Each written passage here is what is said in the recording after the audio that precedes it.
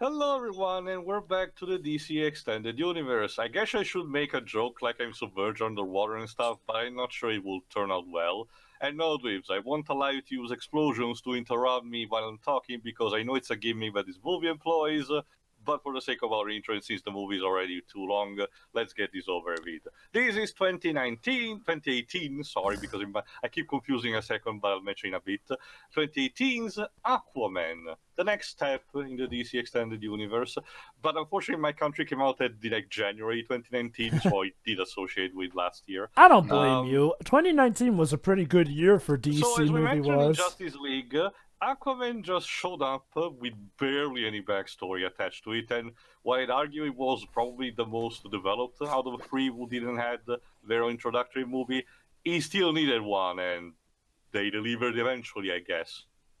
So it's I guess we should have got this sooner, yes.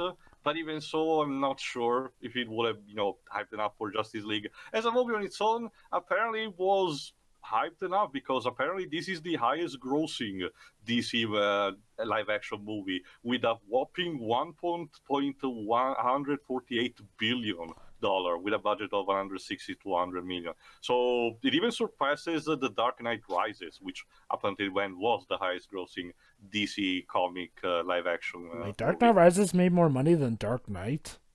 Apparently so. Well, obviously, Joe, because of the hype of the Dark Knight. Oh, and I it was guess, directed yeah. by James it was- Wan. We started a sort of trend that I think DC is still keeping.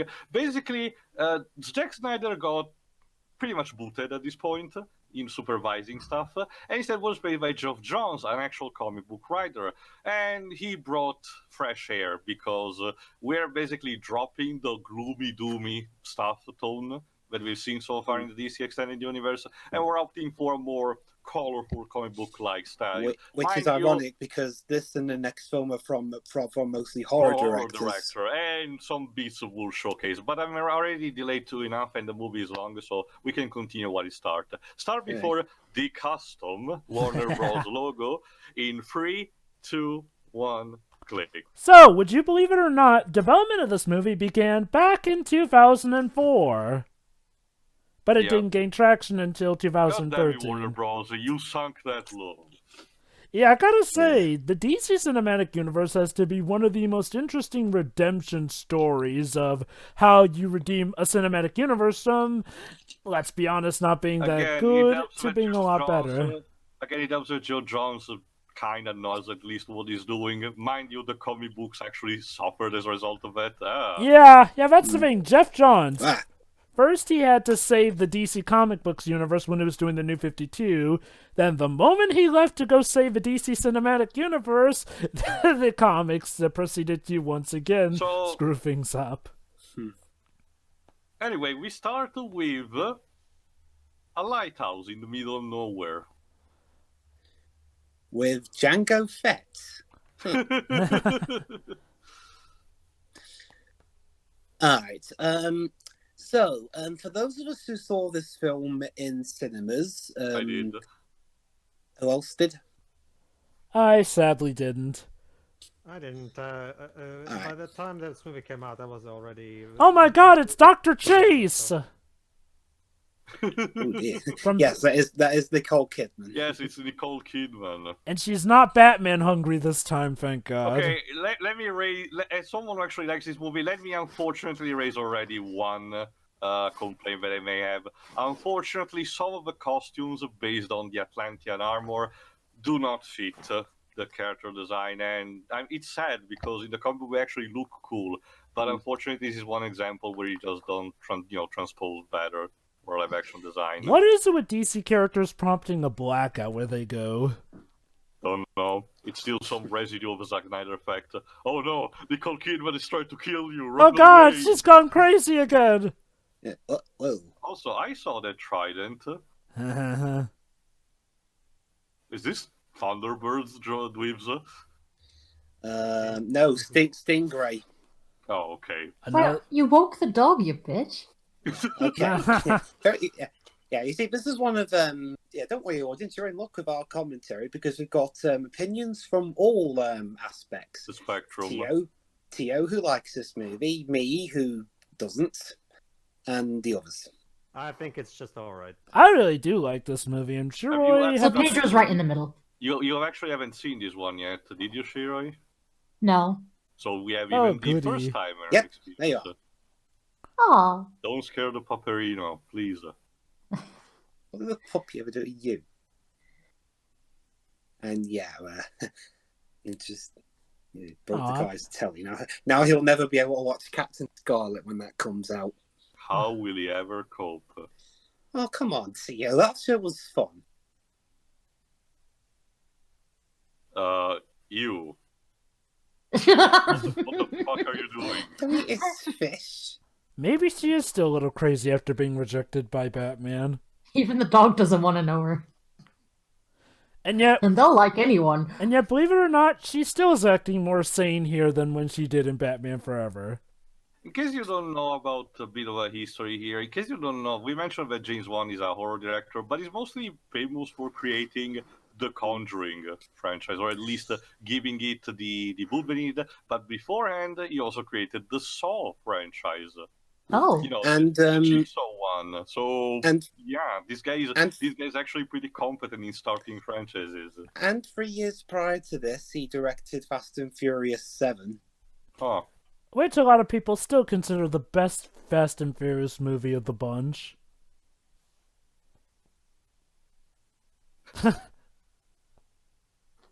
Yeah, sure, and I'm a bounty What a great hunter. title.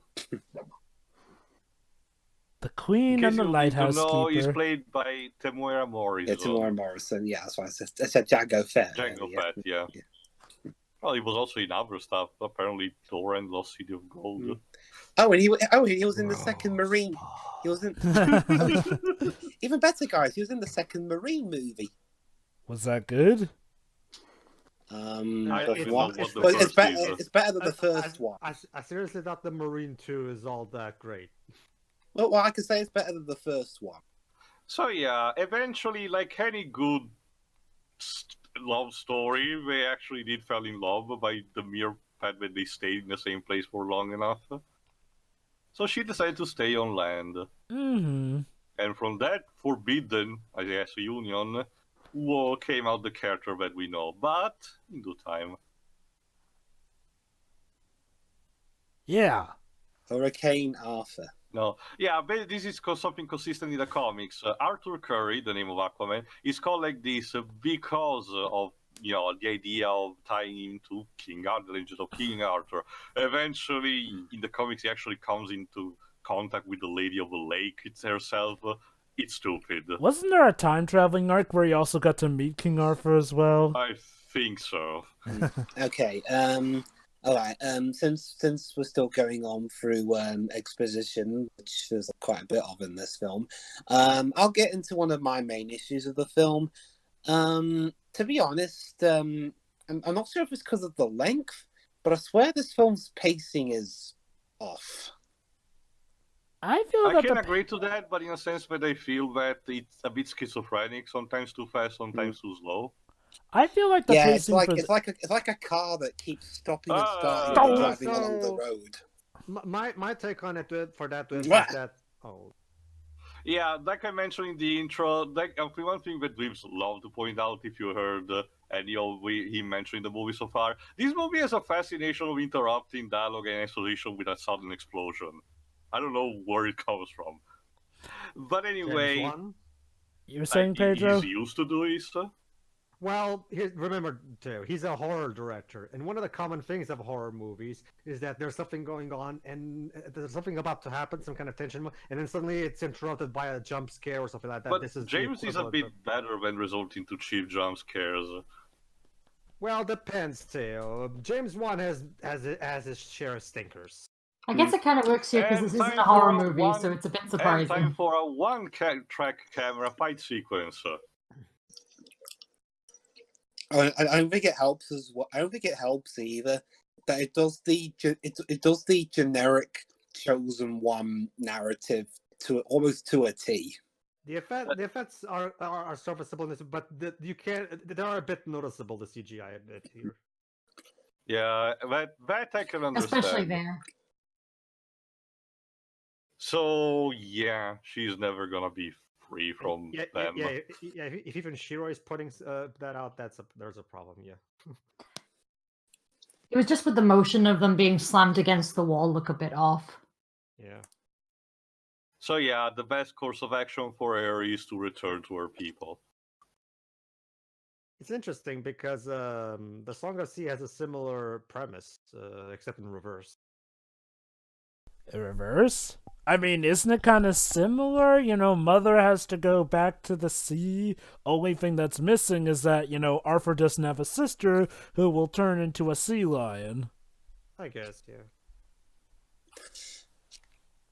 The film was written by James also, I gotta Wan. say, I really love the cinematography for this movie, too. Yeah, the film was written by, in terms of the story, it was from James Wan, Jeff Johns, and Will Beale, who also wrote the screenplay along with a writer named David Leslie Johnson McGoldrick. And Knuckles. Huh. Whose previous works included Red Riding Hood, Wrath of the Titans, and The Conjuring 2. Wow, these guys really had a bad track record. As for Will Beale, his only film before this was Gangster Squad. The rest are all TV stuff like Castle. Huh. Clearly, the film is in good hands. Rupert Gregson Williams making a rare excursion into a film that isn't comedy. He did Wonder Woman the previous year as well. Huh. Interesting.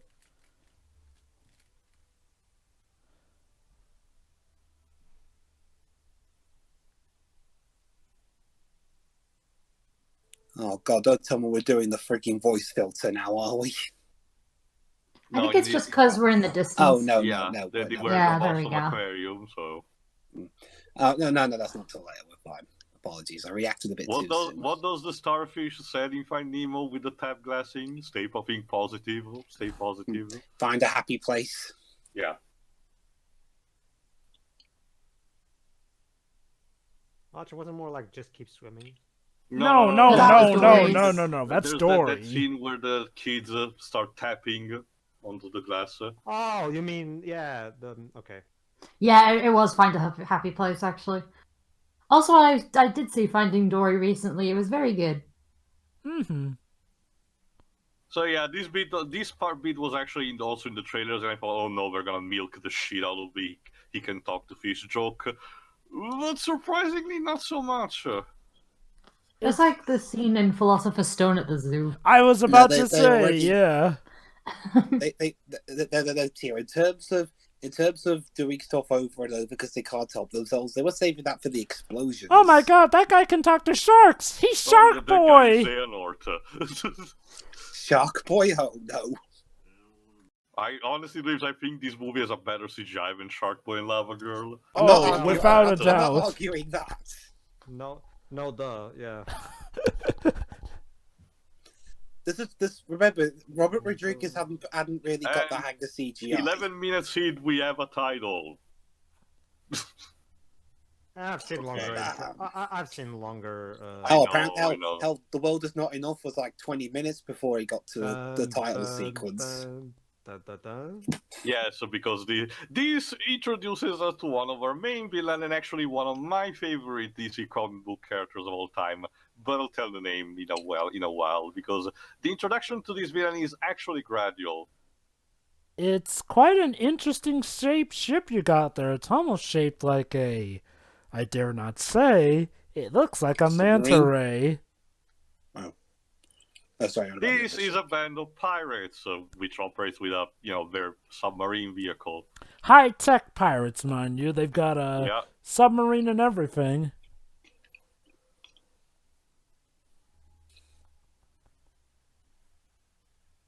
Yeah, I actually like this core because the leitmotif of this villain is so edgy, but fits him so much. Yeah.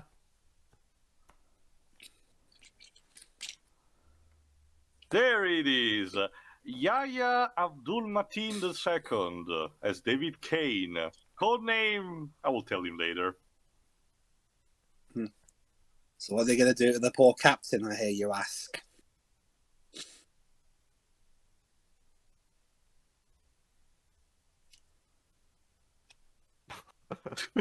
Uh,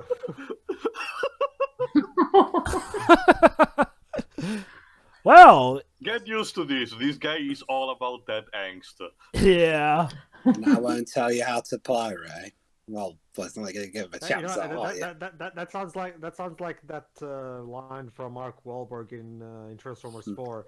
I went with Mark Wahlberg who said it. My face is my Warren. Oh, no, no, no, no, Alright. no. Wasn't that like the dick cop Backstory, guy? actually. Now, Yeah, Jova, I know. I said it. It I wasn't don't Mark Wahlberg. remember. Is this backstory lifted from the New 52 or not? Because I don't remember it specifically. I think it's a mix of New 52, but classic stuff. Apparently, this particular family, because this guy is our villain's father, he says that the entire family line was expert, in doing raids and underwater with, both scuba stuff and submarines. So it basically runs in the family, and he had a code name for it, the one that's carved in the knife itself with a symbol. With this, you can find The the Black Holy Manta. Grail, but yeah.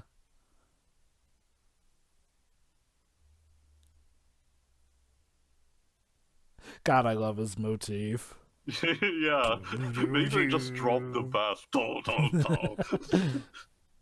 Yeah, if the previous scenes were any indication, yeah, this movie is anything but subtle.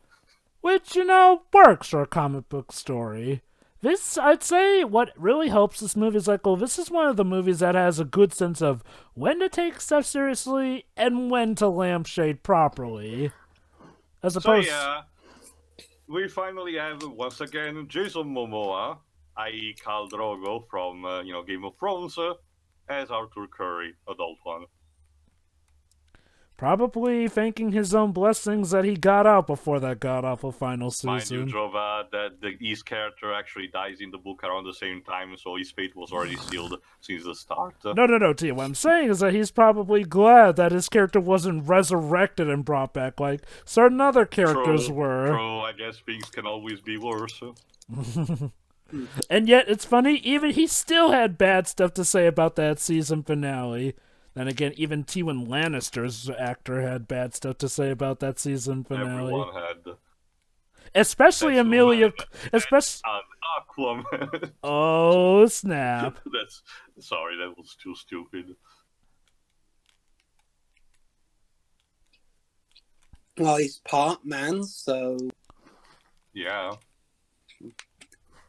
Oh. Boop. Mind if I drop in? Oh my god, it's so hot because he's shirtless. Oh no, he's hot!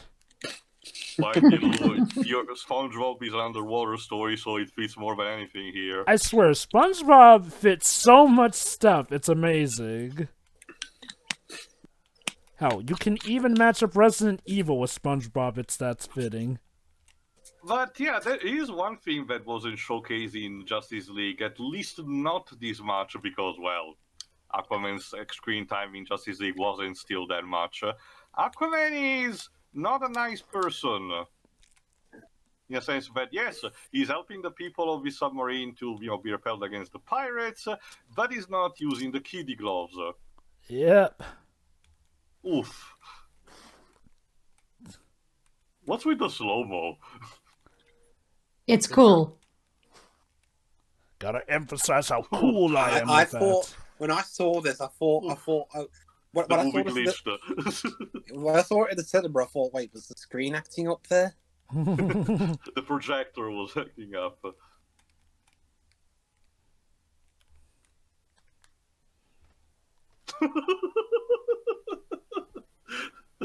Yeah, no. Lucky shot. Just thought I'd return it to you in kind with interest.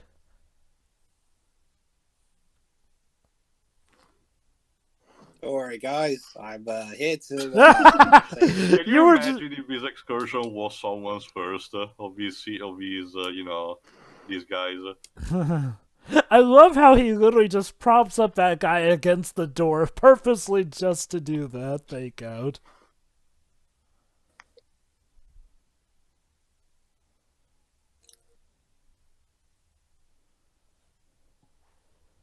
Oh, Oh, snap. oof. Ow. I don't even know who you are, kid. So first confrontation. He's quite the capable And yet fighter. another spinny camera fight. Boop. Oh. Haha. Let me guess, is this skin made out of like But skeletons? being part Atlantean means that no conventional weapons do not harm him. Remember, the only reason why Steppenwolf forces were able in Justice League is because they were cosmic in nature. Oh! That's gonna leave him a headache. Say a bit more than a headache, guys.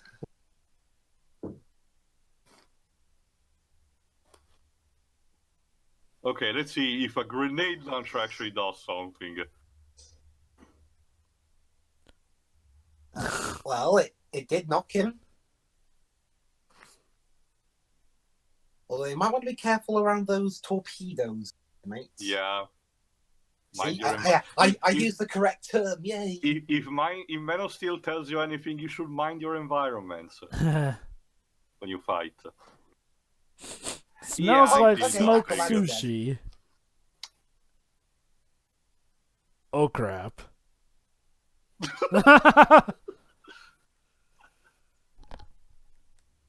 Oh yeah, sure. Try another one. Why not?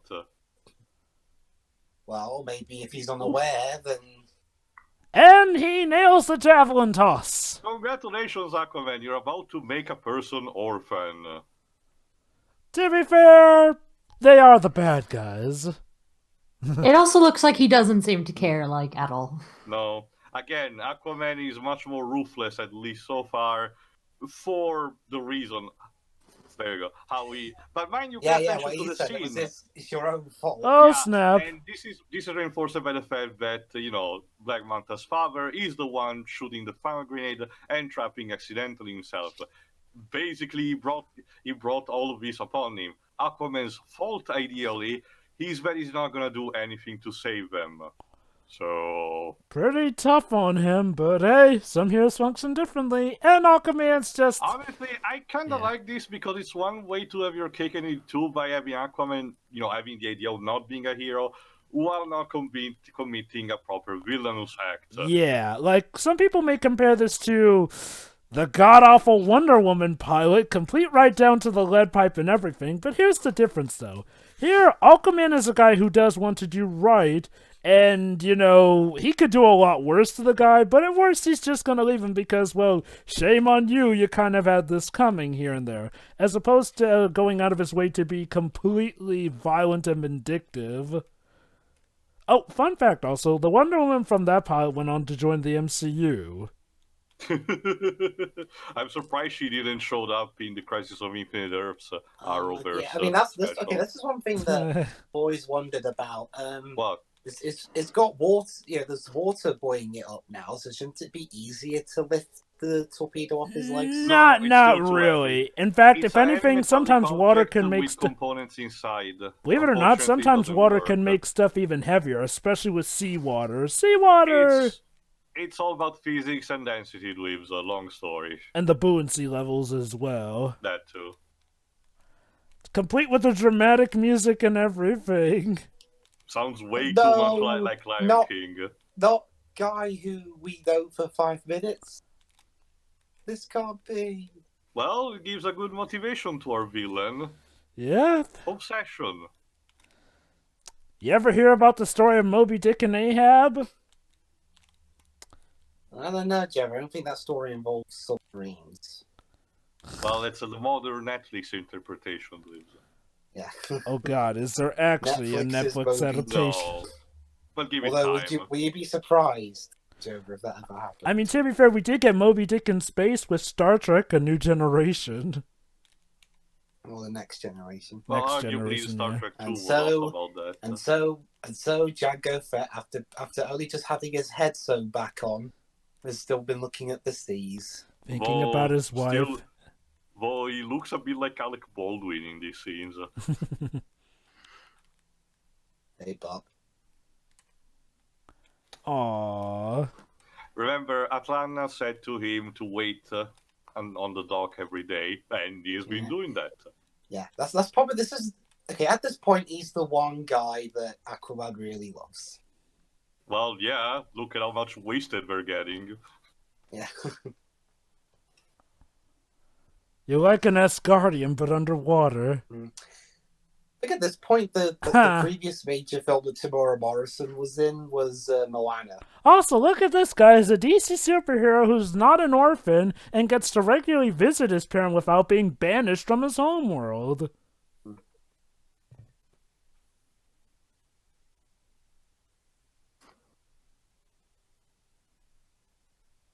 Yeah, in case you don't know, it's a common thing of the DC universe to call superheroes usually meta-humans.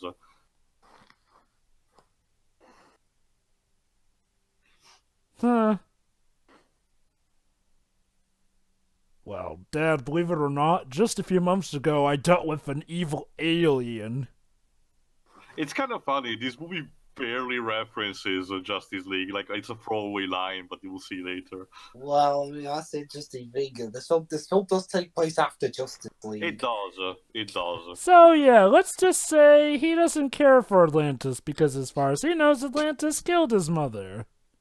And he's not really happy about it. How, you can imagine. I mean, she's been missing for God knows how long, so... Nah, she did. Uh-oh. Uh-oh.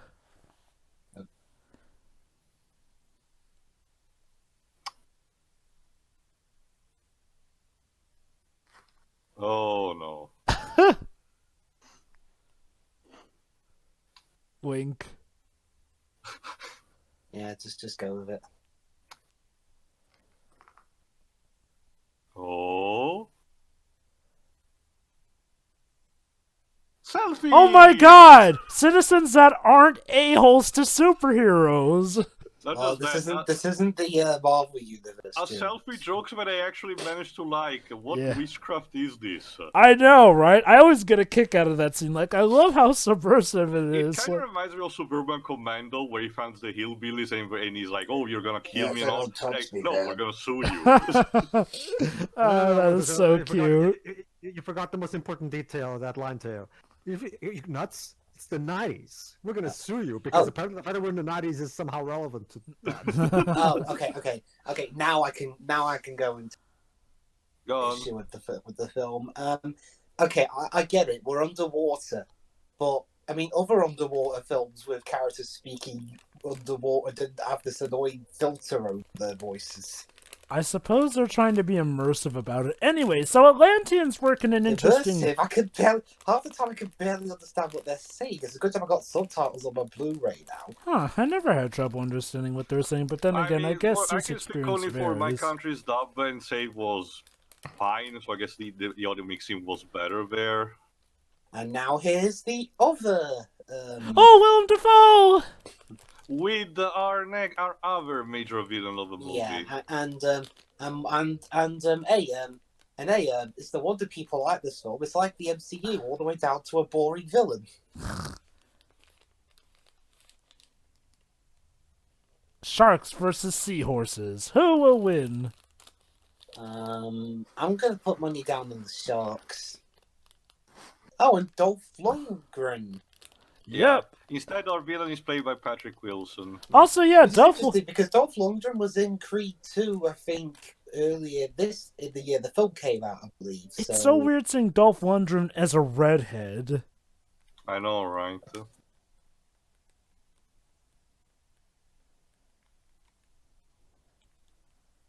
So, basically, Patrick Wilson here wants to unite the kingdoms of Atlantis into one big empire. For what United, reason? we stand in one single puddle, I guess. Yes, why not? But yeah, Orm wants also to take the next step and actually invade the human world, which is something that Atlanteans right now don't really want to do. Don't you see? Invading the other kingdoms is somehow vital to our survival. That's what they all say. Yeah. Also, Willem Dafoe playing not overly hammy bad guy. That's Yeah, I know, Yeah, right? believe it or not, William Dafoe plays a good guy in this movie. Like, It's one of those things where, like, Willem Dafoe, don't get me wrong, Dafoe is fine in this role. It's just that I wouldn't cast him in this specific role. I would cast him more like, and yeah, so we have oh, by the way, we have the future title for our villain, Ocean Master. This is one case where I'm actually glad we're not referring to by that kind of name more often, because it does sound a bit silly, at least. Yeah. Ocean Master, I always view him as like the secondary villain, even though the comics try and suggest like he's Let's face Aquaman's it, worst nemesis. Aquaman's arch nemesis is, for all intents and purposes, Black Manta. I will Yeah. bone him later. Exactly. Fun fact, Willem Dafoe's character was actually supposed to premiere in Justice League back when Zack Snyder was still directing. Yeah, supposedly in the Snyder Probably Cut. for the best he didn't, considering how much another stuff was explosive. already packed into that This movie time as it from was. the submarine, the Russian submarine where supposedly was stolen. I'd argue that is the most, I'd say, off explosion interruption in this movie, because literally we're in the middle of a conversation and then blam. Again, Well, I mean, get- there is a conflict, it seems, so I guess it kind of makes sense. again, like I said, I get the feeling this is James Wan's instance as a horror director. Like He finds one effective way, but then he overdoes it. Is that what you're getting at, Patron? no, not just that. The fact that he's using explosions the same way a horror movie would use a jump scare. Like there's a quiet scene, then suddenly jump scare to start the tension. God, that But looks yeah. cool. See, shown just like in Justice League, the tridents from Atlantis are sort of magical in nature. Technically speaking, they're more a technological artifact in a sense that they do possess some power and they're made of special metal, but they seem to be damaging towards creatures like Kryptonians in case of Superman and new gods like Steppenwolf. Of course you realize this means war. Well, actually, it's the proof that he needed. Exactly. Oh boy. William Dafoe is not pleased. Is he ever pleased? Well, he was pleased in that one scene in Spider-Man. Besides, the last thing I want to see is William Dafoe lying, "Oh, it's you." Okay, this particular scene is a bit important in the exhibition, so anything about these characters' actress later. Yeah, let's try and avoid anything talking about Amber Heard. At least for now. I'll mention maybe in the final thoughts. What you need to know important is that Mera, in this case, is here to try to convince again Aquaman to come back to Atlantis. Yes, you may And like remember you her said, from the she Justice will League make- movie. There you go. That's your throwaway line referencing Justice League. You defeated Steppenwolf. That's it. Not interested. Show me now. I wonder, is that him saying it about the situation or him saying it about the Justice League movie? You know, I was kind of like that, but Flash was saying too many cringy jokes, so I quit.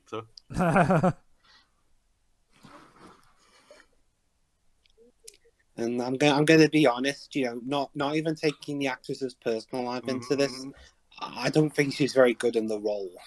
She's it doesn't- She lacks there. charisma. It doesn't Yeah. help that Mera, even in the comic books, Mera as a character has been iffy in terms of being utilized. I'll say, okay, she looks the part, and that's pretty much it. The problem is that Jova, I argue, even in the comics, her role is not being used to its full potential. Well, maybe when DC reboot the universe again, they'll make her more interesting. Sure, why not? Oh yeah, because it looks like once again they may be rebooting the DC universe in comics Jesus Christ, again. It's been less than 5 years since Rebirth. Why do they need to do it again? It's been going fine. Well, Because then the Dio, I guess, is only working with reboots. again, basically, here's how it is. Jeff Johns was the guy who helped the DC Comics book universe, write itself. Then, when he went off to go help the DC Cinematic Universe stop sucking, the powers that be at the DC Comics universe They kind of And shat the now bed. he's Okay, and now apparently he's no longer in charge. He's in charge of a production company that helps make these movies. Who, Dan DiDio somewhere or in the Jeff North Johns? Sea. Jeff Buddy, Johns. Black Manta, Buddy, you're probably catching a cold here. Okay. Ooh, it's like Aurora Borealis, but underwater. It's okay. This definitely looks like it's just a sound stage. No, don't you see, Dweebs? We're setting it up for the Disney concert. Wonderful. Yeah. Well, okay. In context of it being on a stage, this set is really impressive. But in the film, But yeah, it seems that Orm had a deal with the pirates of Black Manta.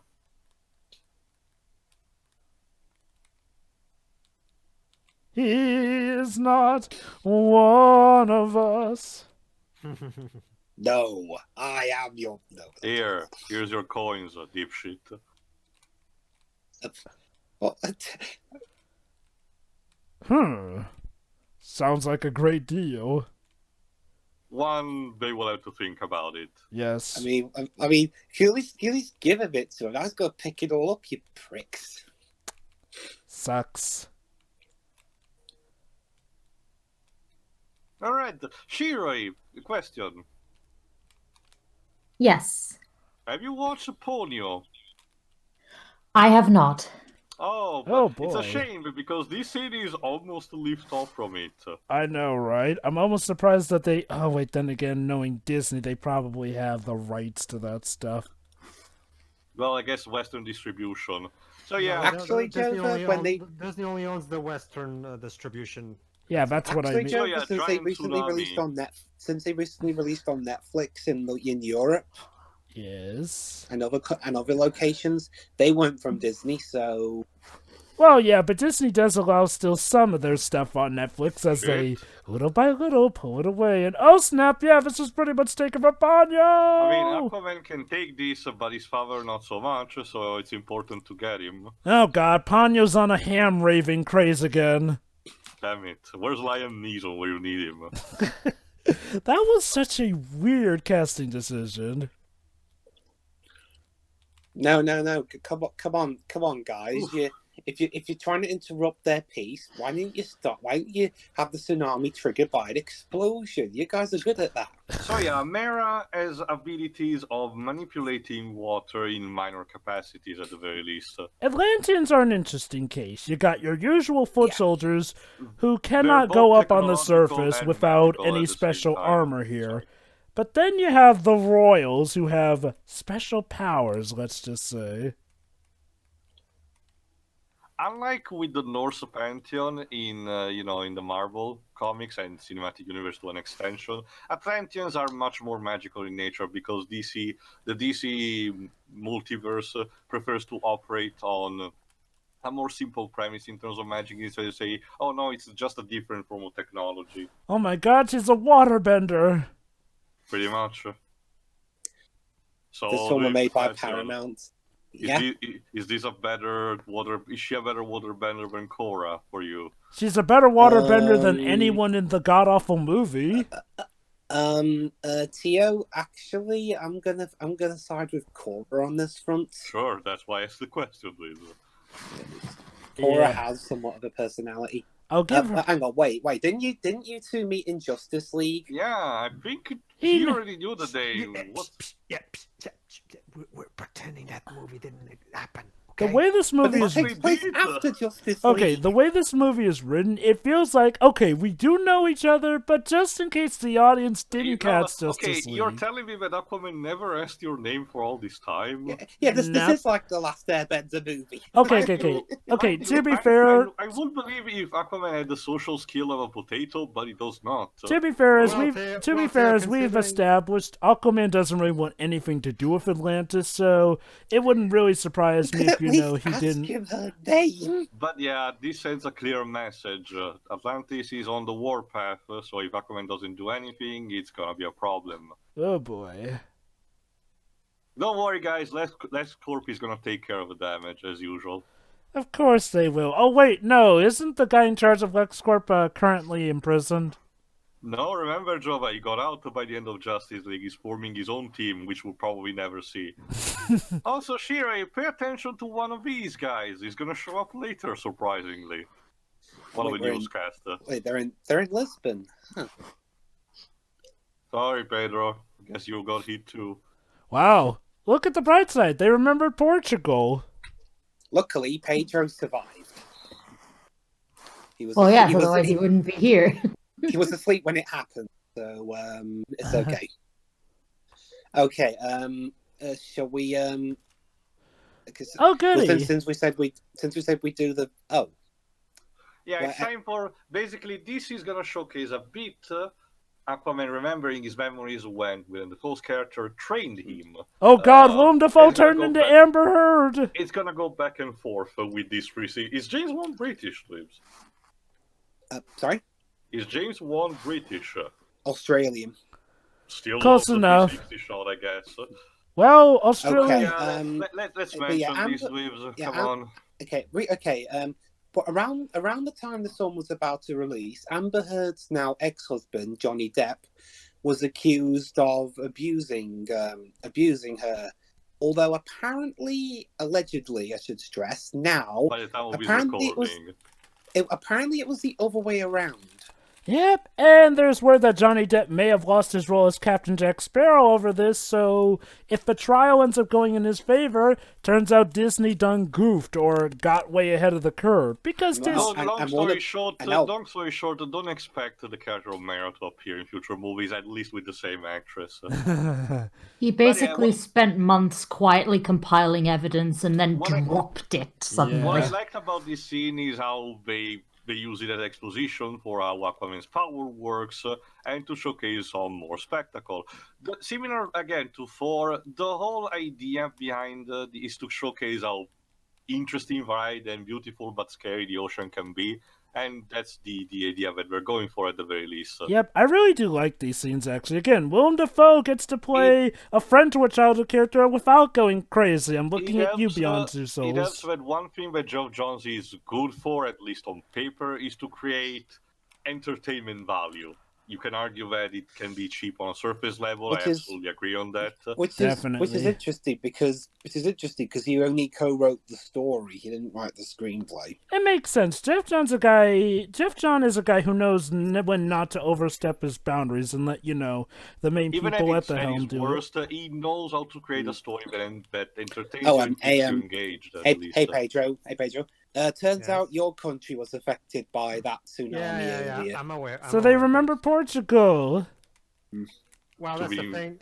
I was there for 10 seconds, Joe. So that's the thing also, Joe. That's the thing. Portugal essentially is knocked away that the Iberian Peninsula spot on the Atlantic Ocean. So of course, you have to be hit there. Oh, I'll let you know if my sister comes to visit there since she's overseas in Europe right now. Also, that's the thing. Honestly, too, that's the thing.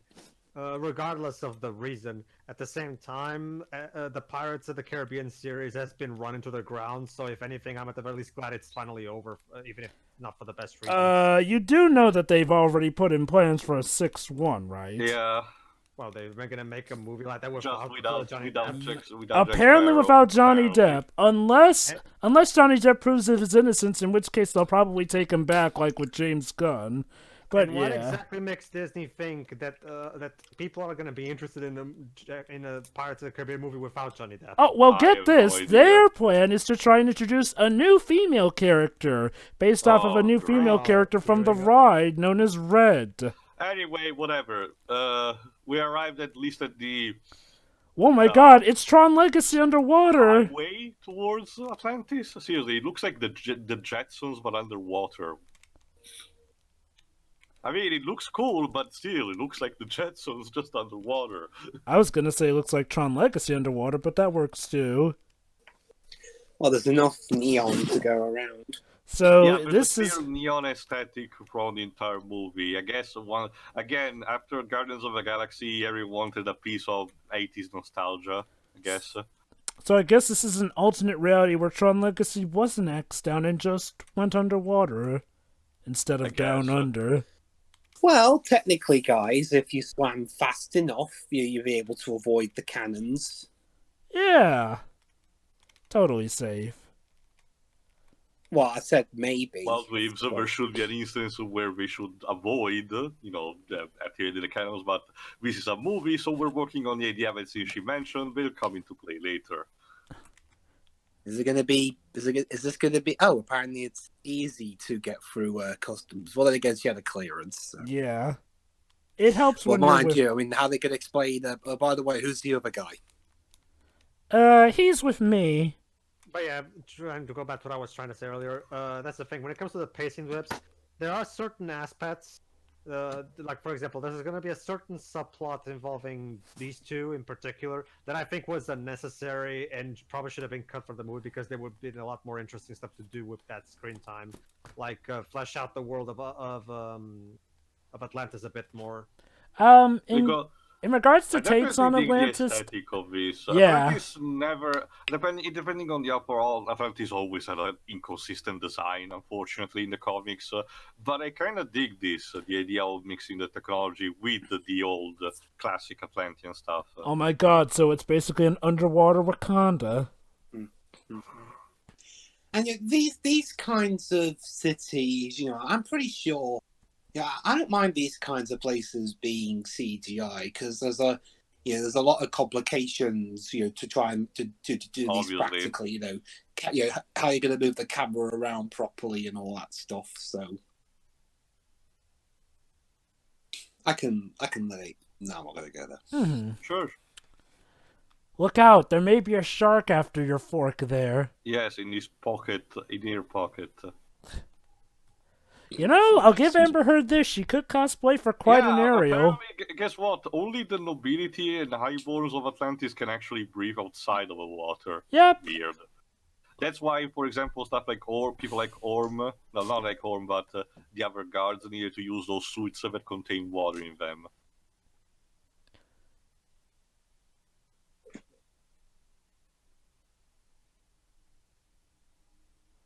Not legally, anyway. So it was an attack then?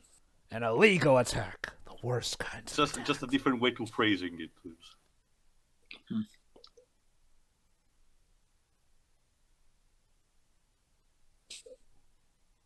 And that's a problem.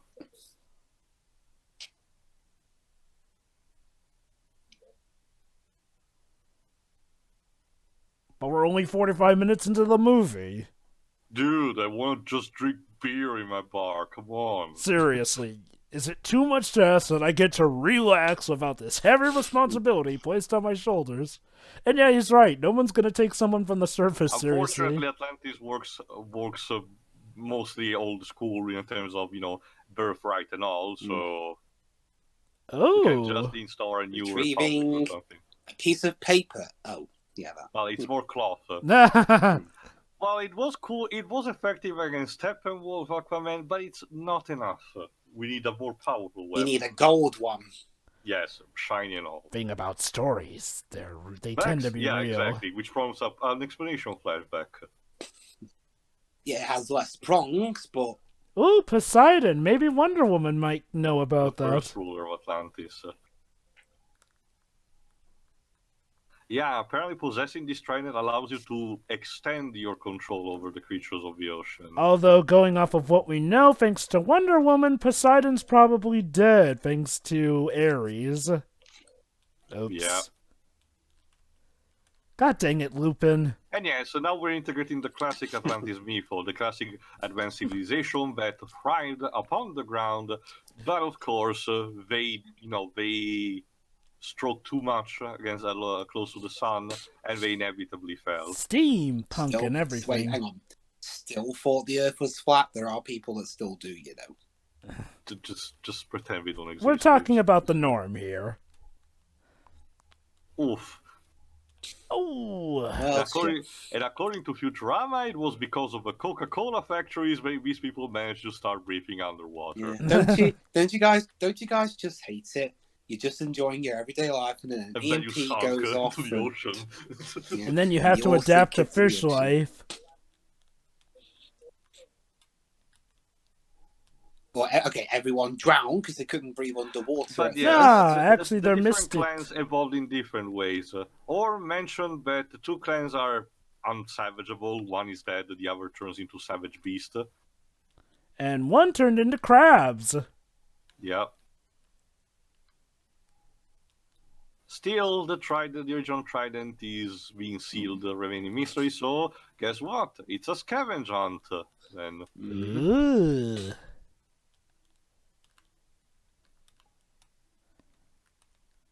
I believe. Oh, God, don't do that now. Shit. So the idea is to go through the people of the tribe who lived in the desert regions. I told you I don't want to do this shit. Well, at least he didn't get interrupted. The explosion tells you that you need to do this. Come on, Aquaman. Okay, 3 times in how long? 48 minutes? Like I said, at least they didn't get A interrupted. Yeah. Okay. Great, good job, guys. This isn't getting old.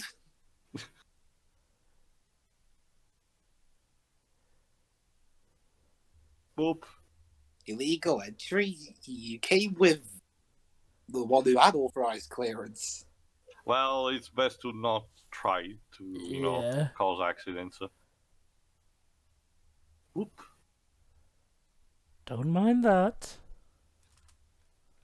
Oh snap, red armor, take warning. Which means it's like the sergeant type. Seriously, why wasn't there a tie-in video game to this? I know, right? This so could have been cool. Sorry, Joe, I guess the last Aquaman game we officially had is that shitty Battle for Atlantis one. I swear, ever since Phase 1 of the MCU, it feels like superhero movies in general have had a tough time getting a proper movie Marvel is to getting a game sort of time. resurgence. DC, well, there are the Injustice games for a good, fighting stance. But other than Batman, no one has gotten a second chance so far. We never got that Rocksteady Superman game. It still hurts. Or the Suicide Squad one. That was gonna be awesome. Although apparently there is word of a new Rocksteady Batman project, potentially. Well, Rocksteady has said consistently ever since Arkham Knight they're working on something, but they never showed anything yet. Oh shit, it's a power fist. Might as well add that to the growing list of fists that are better than Iron Fist.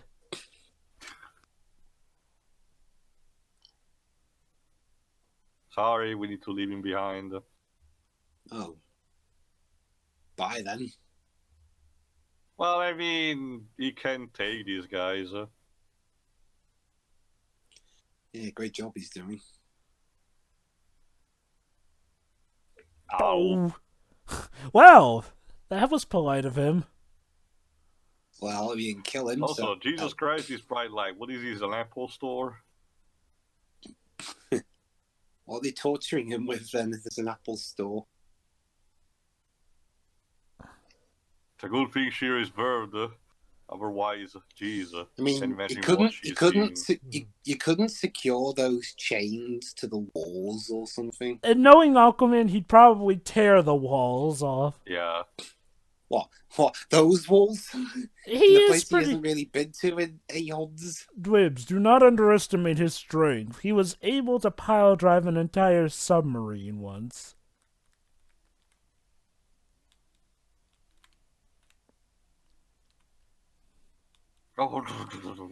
You filthy half-blood! It's kind of funny. Normally in this kind of royal stories, it's usually the bastard child who's like the villain. But in this case, no. It's actually supposedly the hero, and the pure blood one is the villain. It's an interesting case here.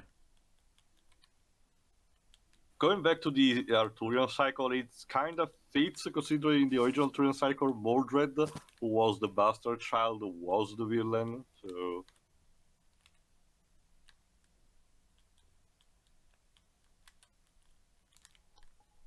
So yeah, apparently now Aquaman is now cool with dethroning Ocean Master, I guess. Well, when he met the guy, he's pretty much a... That was fast. Well, when you meet a guy who's I guess the torture gave him the extra push. When you meet a guy who's a dick like that, you kind of want to see him go down. But look at what humanity is doing. We're so evil, guys. Have you Don't you see, brother? We learn from the movie brought to us by the Italians, Legend of Titanic, which tells us how much they're hunting down the whales. Honestly, it looks like this guy took his motivation from, like, Tomorrowland. Not really. Not really. If I understand correctly, Dweebs, isn't the motivation there is I want to kill everybody, not just the people outside? Yeah, Tomorrowland was pretty much let's wipe the entire slate clean. Isn't that what this guy's doing? No. He wants to only kill the surface dwellers and only have the Atlantean rule. Yeah.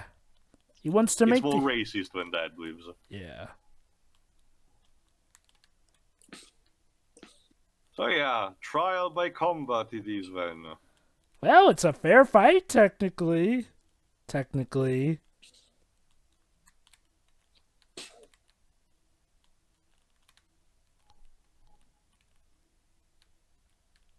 There you go, Dibs. You have to fight me. If you win, the movie's over here.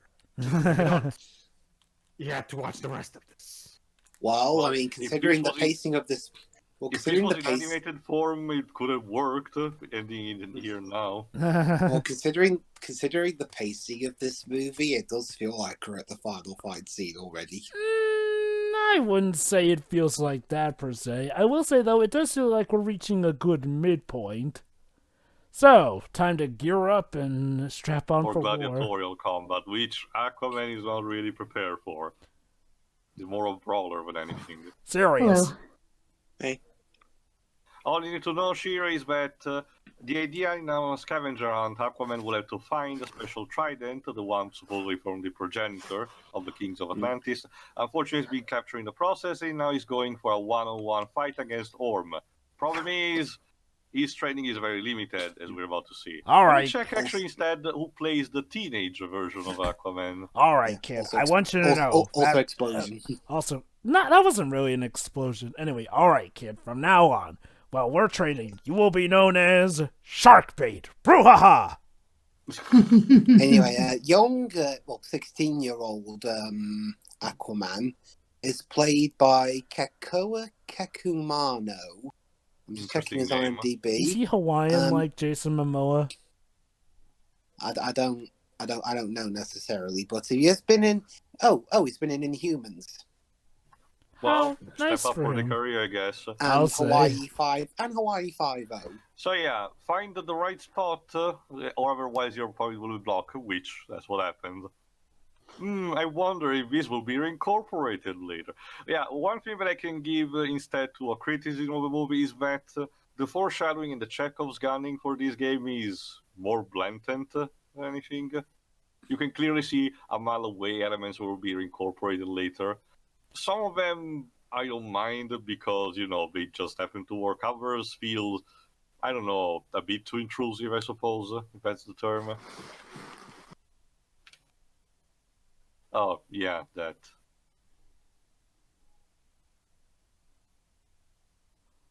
What do you think of Willem Dafoe's de-aging? It looks good.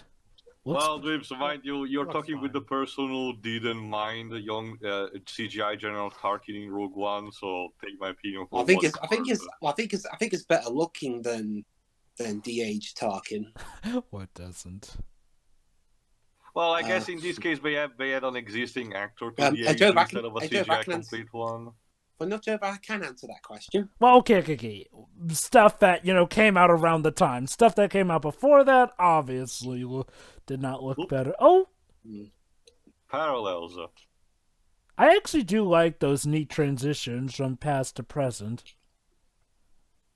It's kind of funny because some of the Saw movies actually had weird transitions like that. Huh. But yeah, anyway, Orm as a kind of gift for Mera. How nice for him. I love these outfits here. She literally has a dress partially made from jellyfish. Jellyfishes. What do you say, Shiroi? Surely the latest in fashion. Oh, clearly. Vogue Oh, is gonna have absolutely. the cover with it.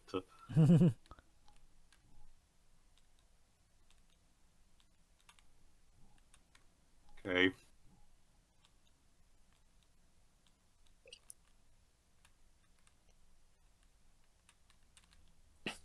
Well, Oh! Okay, and going back to the SpongeBob parallel, okay, the fact that lava is flowing freely like this underwater is a bit weird. Underwater volcanoes do exist, but lava gets solidified the instant it pours into water, so they're This... going for the visual spectacle Well, here. you'd be surprised here. There actually are a lot of underwater magma quarries. You learn about this stuff I mean, they are, Jova. That's also how some potential island actually form because of the excess of lava going over and over. Wait a minute, hold on. Willem Dafoe, and there's a ring of fire. I've almost got Finding Nemo bingo on this. Wait, are he on the phone? I haven't seen Finding Nemo in the original language. Who he voices? He voices the, Gil. yeah. Oh, okay. Another time when he plays a good guy, albeit a kind of pseudo-psychotic good guy. Yeah. Oh, see, Aquaman actually cared, but now he's consumed. But you barely even knew the guy. Well, he wanted to meet him is more so. It seems that he basically got over this desire quickly, considering everything about his mother and all. Yeah. Yeah, this is one thing I do like. This movie is Jason Momoa as Aquaman. Before this, Momoa was kind of typed as one of those hunky guys with no charisma. But either he improved as an actor, or maybe that's it actually, because he is pretty good in this role. It was a combination of a few things. First off, like I said, Game of Thrones. Secondly, yeah, he got a lot more stuff to versify his acting talents here and there. I'd say it's similar to, the case of Thor, where while the actual appearance we're getting is not the first one that Aquaman had, believe it, the classic image of Aquaman is without a beard, less, masculine in terms of like that. But it just happens to work because of how the actor is, performing the role. Believe it or not, Again, this particular design of Aquaman with the beard and all eventually did appear in the comics, so it's not like they're completely pulling themselves out of it. bearded Aquaman was sort of something that once again started from the cartoons. This one more so with Justice League Unlimited. And believe me, it's better if they didn't got some of other stupid stuff from Aquaman, like having cutting away one of his hands and replacing with a hook. Seriously, I never liked that.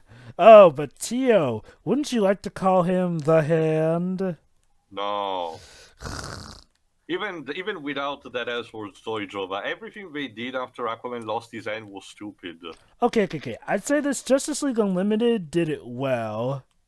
Oh, that was an adaptation. I'm talking about mostly the comics. Was it the comics that did it first or the cartoon? I think the comics. First he got the hook, then he got Surface chased a couple dweller, of times. half-breed, drunk cons. Yeah. And he has no pros. Okay, this is actually stupid. They have an octopus that sings drums like in Little Mermaid. This is actually out of context. Not as out of context as something later on, Tio, I'll argue. Nah, this is pretty normal to me these days. Yeah, same. Okay, Tio. Even universe okay. episode I mixed of it or something. Alright, I'll ask you a question, Tio. Go on. What makes this octopus more out of place than, say, if we're comparing more out of wacky stuff in the comic book movie, a talking raccoon? It's not the same thing, because I'm talking about the context of Atlantis itself. But they are having the sea creatures as beasts, but they're used in terms of like a cat or a dog. The octopus that sounds the drums seems more like a classic idea of an anthropomorphized one, more independent and all. Unless you're telling me that the Atlantis have managed to train this fucking thing to the point of, being a good batterist. Well, going off of what I'm we've not seen sure about it. going off of what we've seen in some comics, Tio, that wouldn't surprise me. Although one way I context can means everything, Dweebs. That's what it means to So- differentiate with stuff so like it's the talking like- raccoon. is it like a Sonic 06 problem where we have normal animals elsewhere, but we just have these few that are Yeah, just or like kind in Pokemon, in the Pokemon anime, where they show up actual dogs and cats in some earlier episodes. And now we know that humans eat meat in the Pokemon universe. Makes you wonder where it comes from. Pokemon. Well, the Pokédex entries have always been telling that Pokemon eat each other regularly. True, So, yeah.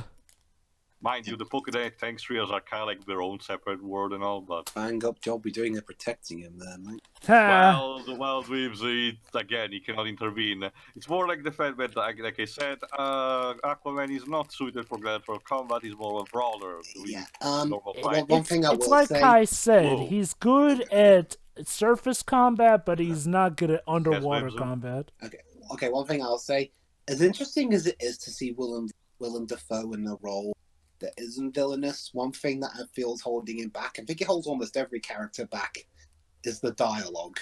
Oh? Whoa. It's just the dialogue is just the generic, quotes you find in any old random, heroes tales pad guide to hero to superhero film dialogue lines. I'm gonna disagree with that. I feel like the dialogue for this movie actually does work, for the most part, conductively. I actually understand this, but I'm asking Dweebs, so what? Like, how is that makes it a bad thing in itself? The film's already cliche enough as it is.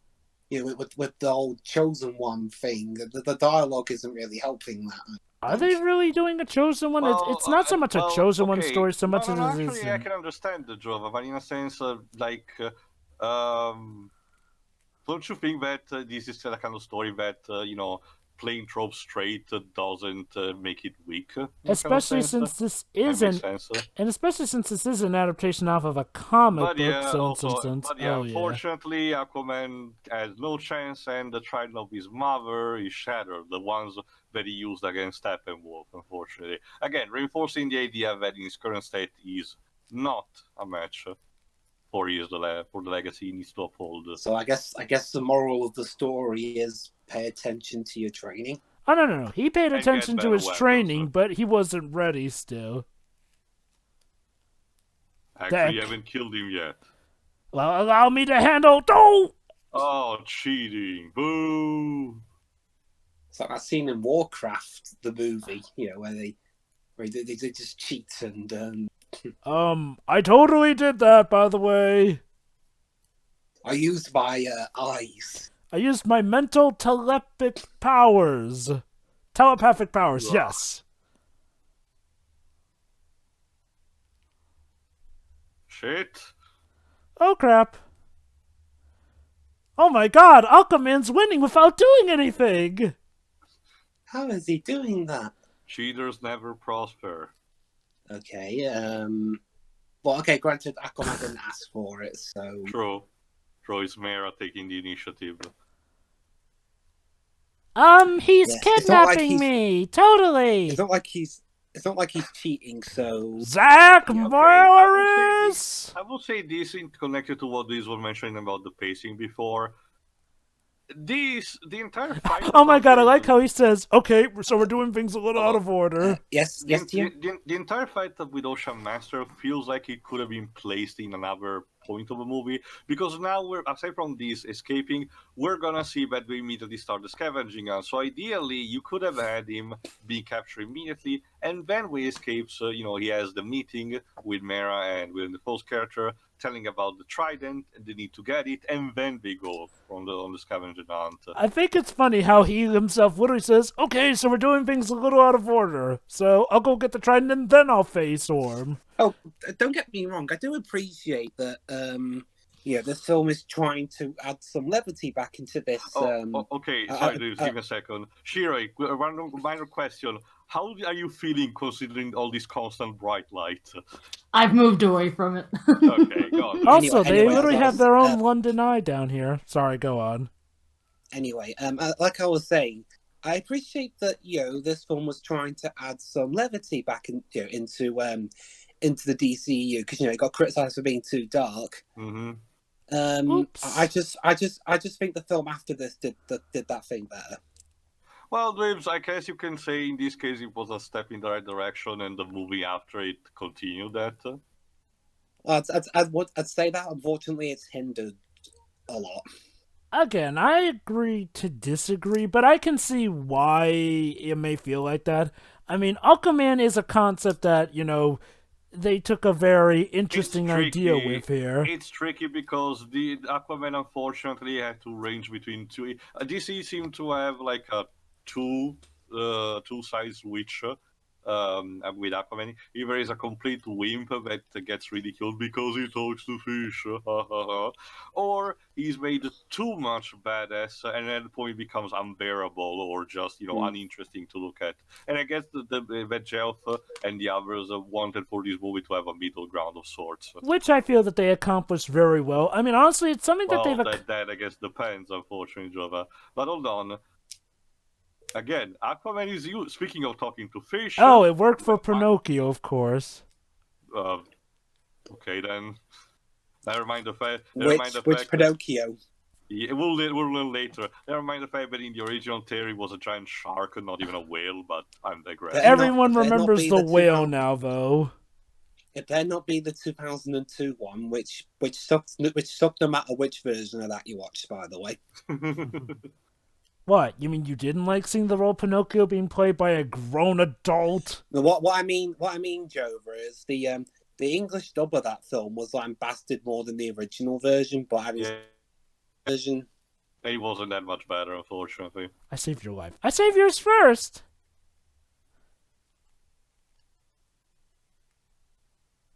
Guess what? Yes, guess what, Shiroi? Aquaman can talk in Whaley. Well, I forgot what it's mentioned in again. If I name of Whaleys. No. Basically speaking whale. Speaking whale. Okay then. Okay, worst part of the movie by far, and Africa by total mix of Pitbull. Why? This clashes.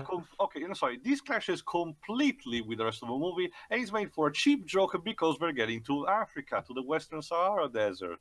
I'm sorry, whoever came up with this, it was the worst idea. It doesn't really work with the soundtrack so far. But guys, it's just a cheap pun that has no place. But guys, I bless the rain down in Africa. God, I love that song. But yeah, this remix here.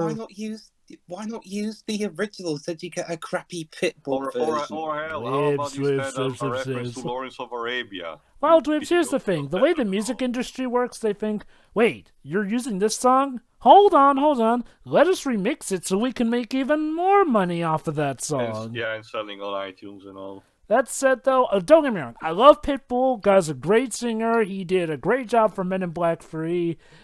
But his take on Africa does not cut it. Not just that, it was used for like a couple of seconds anyway, so... Alright, so here's what we'll do. Between the credits and all, but I think it is, but whatever. Alright, so here's what we'll do. We'll stop in Wakanda, pick up some supplies, and then go on to our next location. Sorry, we're too far north from there. Dang it. Remember, being to go to Land of the Desert. But yeah, Mera is also supposedly committed to this mission as well.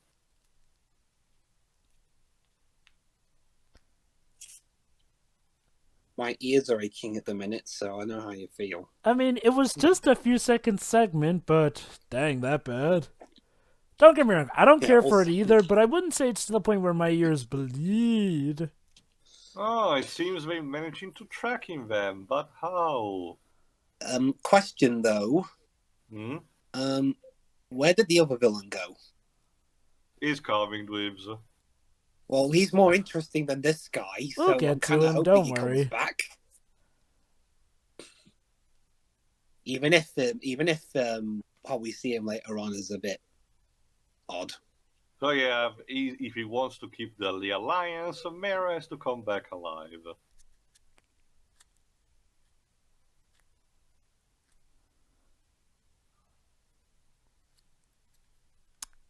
He's got a point.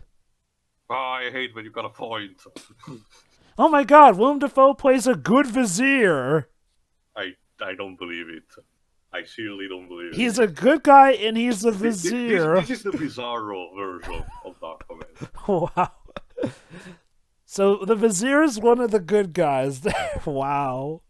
Again, it's just one of those things where I think I would have casted someone different for this role. I'm really wondering Because remember, it was originally Zack Snyder who cast him into this role. Wait, remember? wait. So Zack Snyder was originally in charge of this Yeah, too? remember Dave Job, it was supposed to appear in the Snyder Cut of Justice League. Oh, So I yeah, have that's to, right.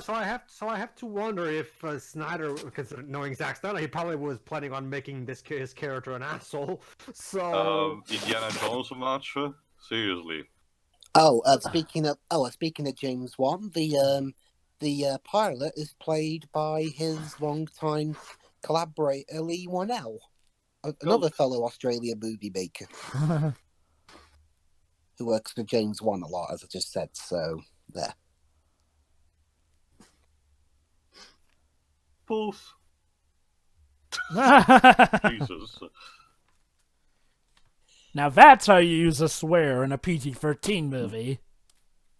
These PG-13. Okay. Mind you, Actually, speaking of the song Africa, apparently at some point someone installed something, someone installed a music player that's powered by the sun, and it plays Africa on a loop. The original, that is. All right, Dweebs, you wanted Black Manta? There you have it. Now, Well, I said I want the guy, not.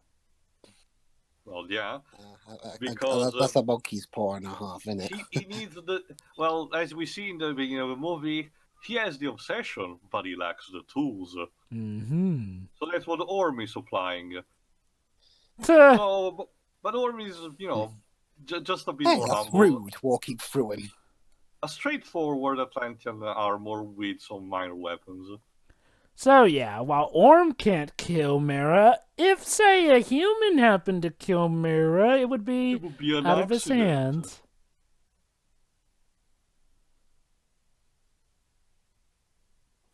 Wow, you're making this Bring it back incredibly alive? easy for me. Again, that angst. But Did you say bring it back alive? Nope, kill him. The best part of the entire arsenal that is giving is this laser cannon that works with actual seawater. Just Because pour some physics. water in, and boom! Plasma shots. This could solve all of Earth's greatest crises if we could power everything with seawater. Breaking news. Random explosion occurs. But just knowing the armor itself is boring, so it's time to tinker with it. Okay, well, this okay. All right, is for some the song? this scene always felt weird to me.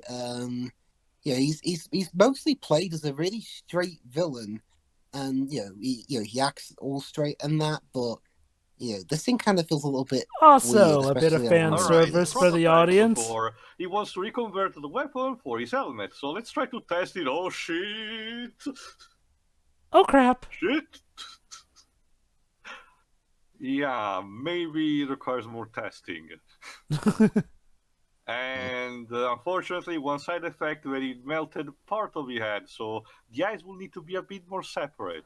Basically, a translation, we should probably adapt the costume for Black Manta for this live-action take. Yeah, that bit always felt odd to me. He's straight throughout all the rest of the movie. Yeah, here he does the whole okay. didn't work. Okay, it's not so much him being silly, it's the environment around him, so it works. In a sense, it's something that was outside of his control.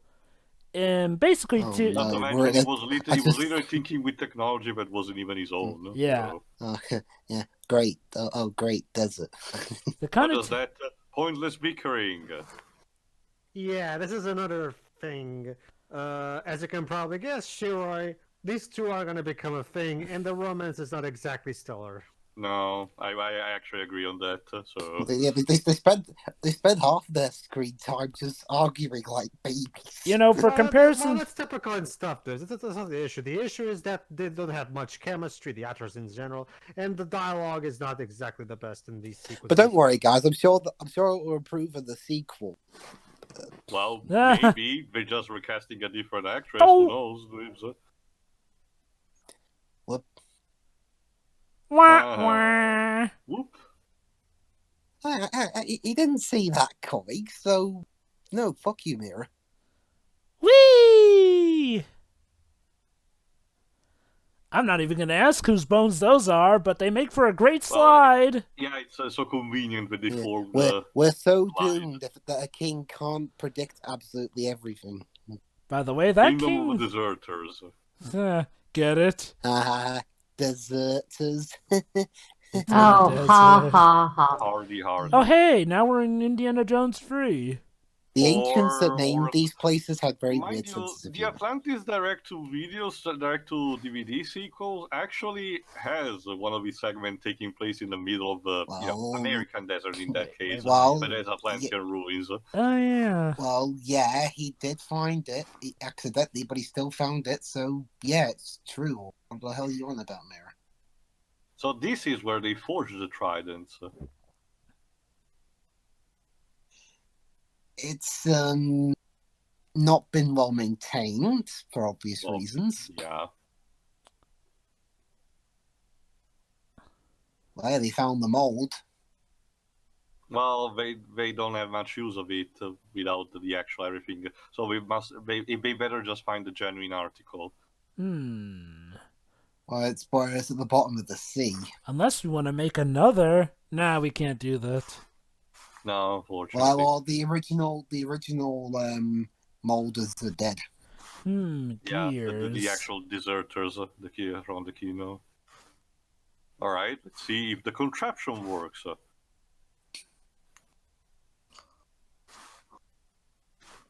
Any minute now.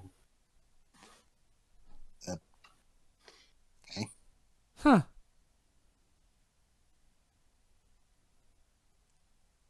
Yeah. Good point. You know, that's the thing about Asians. They never take into consideration when somebody in the future will come to Okay. work out their contraption. Think about this for a second, Sharon, because it's a setup of a joke that can hit or miss. So the contraption has not been used that much, and they need water for it. So what is Meryl gonna do? Is gonna use her power to actually get some water from Aquaman and use it to power it up. Simple as that. Keep that in mind. It's sort of like Avatar The Last Airbender, where Katara used her own sweat for water bending. Yeah. Just a simple teardrop. Yeah. What if they just Yes, spat they're gonna on? need an entire fucking swimming pool's worth for something later. No, I got it. No. Just Sharon, think more cheap. Jeff, I got it. Just spit on your enemies and you water bend your saliva. You can, potentially, In I guess. theory, yeah. Well, remember, Steven has healing spit, so. Hold on, Oh, Shiro, here true. we go.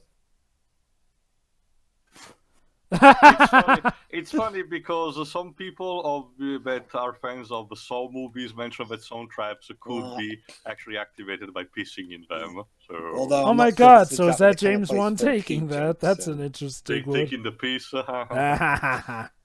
But anyway, more important stuff. An hologram. So please the- do not be the this wrong the, hands. Well, So well, is look at this, the bright is this side. guy the Brine King? This is Or Poseidon. is he...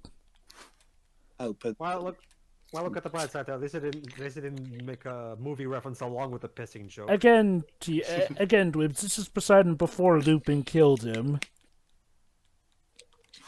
well, Only in the hands of a true king he can truly see. That is quite possibly my favorite reveal, that Remus Lupin was the bad guy. maybe that's what happened after he lost his. Yeah, he was cured of his werewolf-itis, but He became the lost god his of war mind as in a the result. process. That is quite elite. Did you actually memorize that stuff? Oh, okay. Yeah, totally did. But I hope you don't forget it then. What is it with redheads having thing memorized, Pedro? I'm sorry. What? Jabba, could you repeat that? What is it with redheads having things memorized? Oh, see, they're a thing. They're a thing now. They held hands. That means that they're Well, they're Pedro, eye eternally contact was destined for sufficient, so... Well, yeah. Alright, the actual mention. So, where do we need to go? Sicily! Yay! We're going to Tio's country. Mamma mia! What the fuck? Sicily, Italy. So okay. So this So movie's actually, had the something one- for I- I- everyone. Okay. So unlike with Portugal, they're actually going. At least they're actually going to do something here because like Yeah. because plenty of works of fiction have stuff done in Search Italian City here. But no, of course we're not going to do anything in Lisbon. Well, okay. If it's any And if you need to know, they actually did film in Sicily, so it's legit. But it's not Also, Pedro, to be fair, Lisbon did get hit by a tsunami, so what are we going to find there? a lot of trash Also- on the shore. well, not as bad as the Africa I don't know, cover. just show the dead bodies. That would be cool. You Well, want to not as see bad your as- fellow Portuguese men slaughtered by a tidal wave? Well, not Sure, as why bad not? as- Might Well, as well. Yes, yeah. Well, not as bad as the Africa cover. I don't think this song fits either. It's supposed to say, "Oh, look how romantic they are with each other." Okay. Is this a Woody Allen movie now? This is like, I mean, this is so out of place with the rest of the movie. Oh, like, seriously. roses. They taste Yeah. delicious. Vina Santino. Yeah, it's like Teo said. This entire thing with where these two are bonding and falling in love. This is the worst part of the movie. It just feels so out of place. You're supposed to toss the coin with your back towards the fountain. Jeez.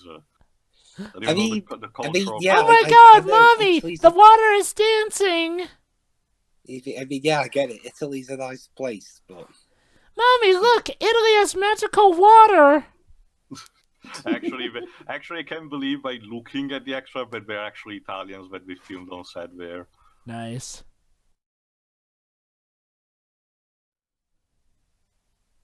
There might be something there that wasn't there before. No, don't, no, please. but no. she gave him a gift, the actual Pinocchio story, and I mean the actual book one. The original. Are you sure, Teo? That has that has way too little pages to be the entire Maybe the font compilation. maybe the font is little. Oh God. Well, That's well, like, okay. that's must be an amazingly tiny font. Okay. Hold on, here we go. Hold on. Walt, ha. Oh God. And he mentioned Walt, so you just gotta call out to Disney there. Can we do that? Which Well, is technically, Teo, all they said was Walt. They didn't mention the. a few months. He yeah, a few mentions months Walt after and that this, he got it Disney- from the movie. A few months after this, Disney began their world dominance with the buyout of Fox. So You know, it's funny actually that they mentioned Disney here, seeing as how, let's just say this movie beat out a certain Disney project that a lot of people were looking forward to. Alright, Orm is now transitioning into full dickery mode because he's less prone for diplomacy with this particular other king. So these Aladians sort of, well, they became more The merfolk. fisherman, I think it's they're called properly.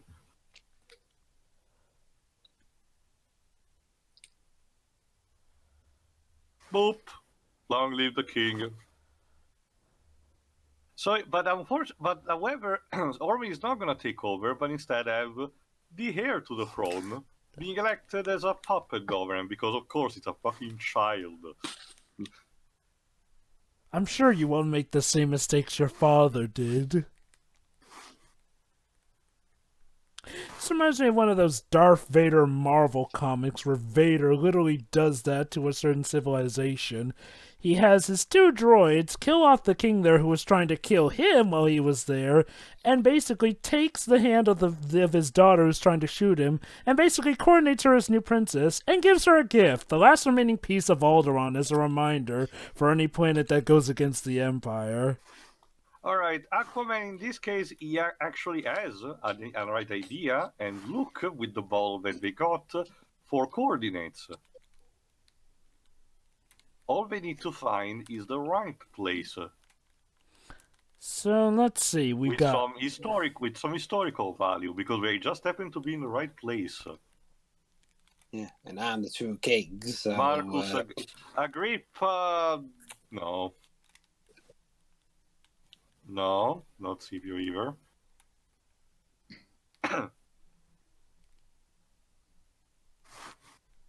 Romulus, the first of the Roman kings. Romulus. he a Well, it was good where king? the Romulans came from. No. So tell me, Tia, was There it... were two brothers, Romulus and Remus. Romulus I watched Star Trek killed the too other. much. Oh, joy! It's like a more historical take on Cain and Abel.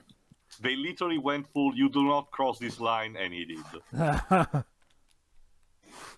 So yeah, that's their destination, to move forward.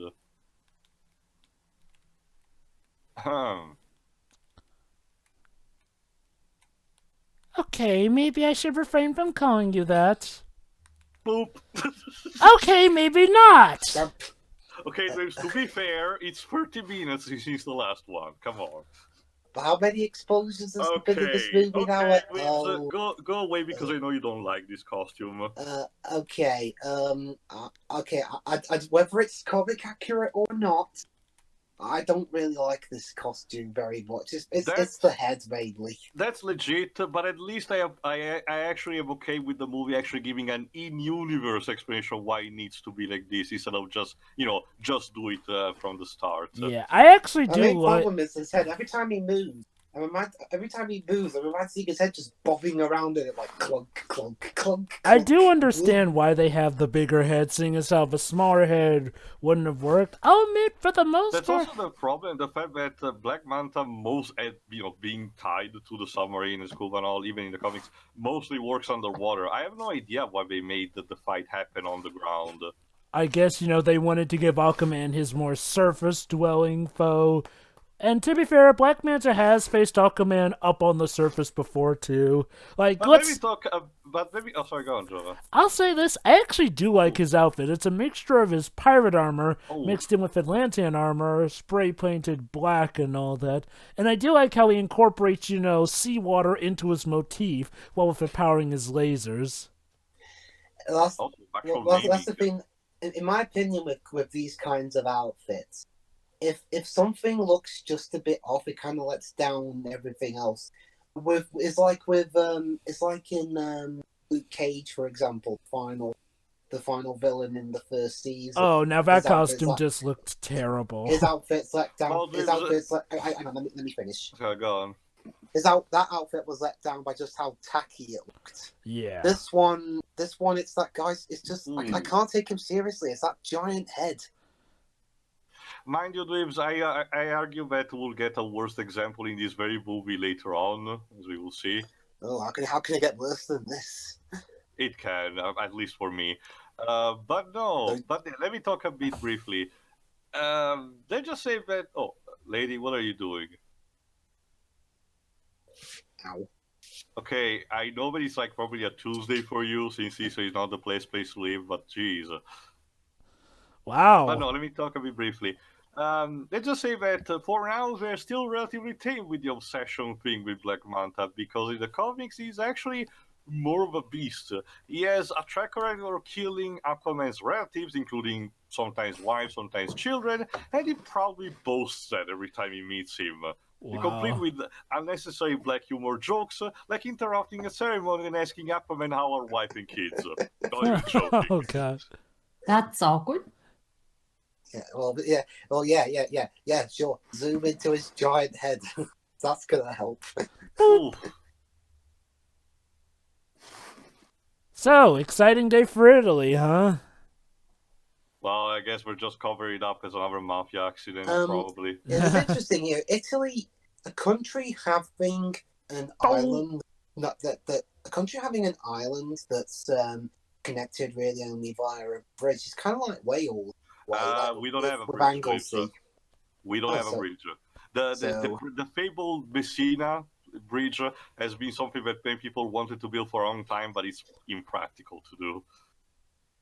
So, well, I mean, still an island right near to a country that's technically part of the country. Yeah. It's like Anglesey to Wales. So, is this gonna hurt the resale value, Tio? I'm not sure. The quality of life is already poor in this village, as I can see. And how rich is the Italian government? You don't want to ask that. Okay, then. Not Ring the bell! Ring, ring, ring the bell!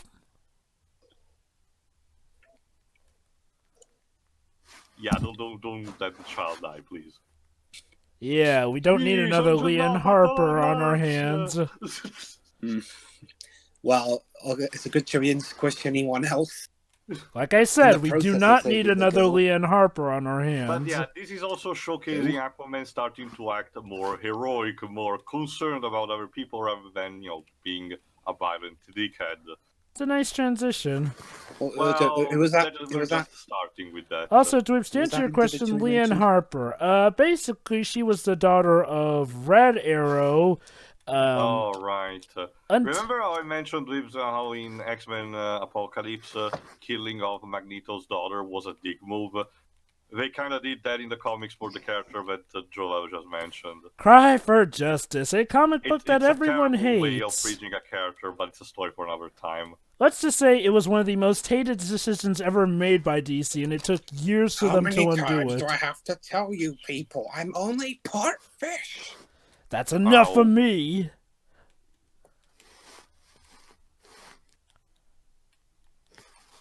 Oh, that looked like it hurt. Yeah, gotta So give yeah, how will Aquaman get out of this one? gotta give Black Manta credit. He may look a bit silly, but he still gives a pretty good fight. Tia, what are your thoughts on Black Manta's look for this movie? Like I mentioned, I'm actually perfectly okay with it, and I like the fact that, oh, okay, this joke is stupid, what we're supposed to see. I guess it's because of his, get it, toilet humor. Never mind the fact that in my country, toilets are made so that heads cannot fit in them. Seriously, what is wrong Also, with I hate that? toilet humor anyway. Did a toilet kill your father, Shiroi? It's just. Okay, here's yeah. another thing. Mera, no, why are you wasting all this good wine? Seriously. It depends. I mean, there are ways of doing toilet humor. The Oh, problem is that snap! Sorry, go on, Pedro. The problem is that most writers don't bother to create a context where said toilet humor can fit. And they go mostly for the lower I common remember- denominator. Well, look at it this way, Shiroi. You laughed at that one toilet humor joke from the second Yokai movie, and so did two. And you laughed at Yeah, But Dweebs. that was actually funny and And you laughed Oh, at. shit. Point, Oh! Shiroi. It's possible to make those jokes funny if the writer knows what he's Yeah, doing. see? That's my point. If he didn't make that Mhm. helmet, he And I also agree. they give out us to the chance. To be Well, fair, if it if he wasn't- kept if it it small, it wasn't- would have blown up his own head. Yeah, I was about to mention, if it wasn't this big, that ball would have crushed his head. Well, implying that didn't. Well, Ah. we'll see, Dweebs.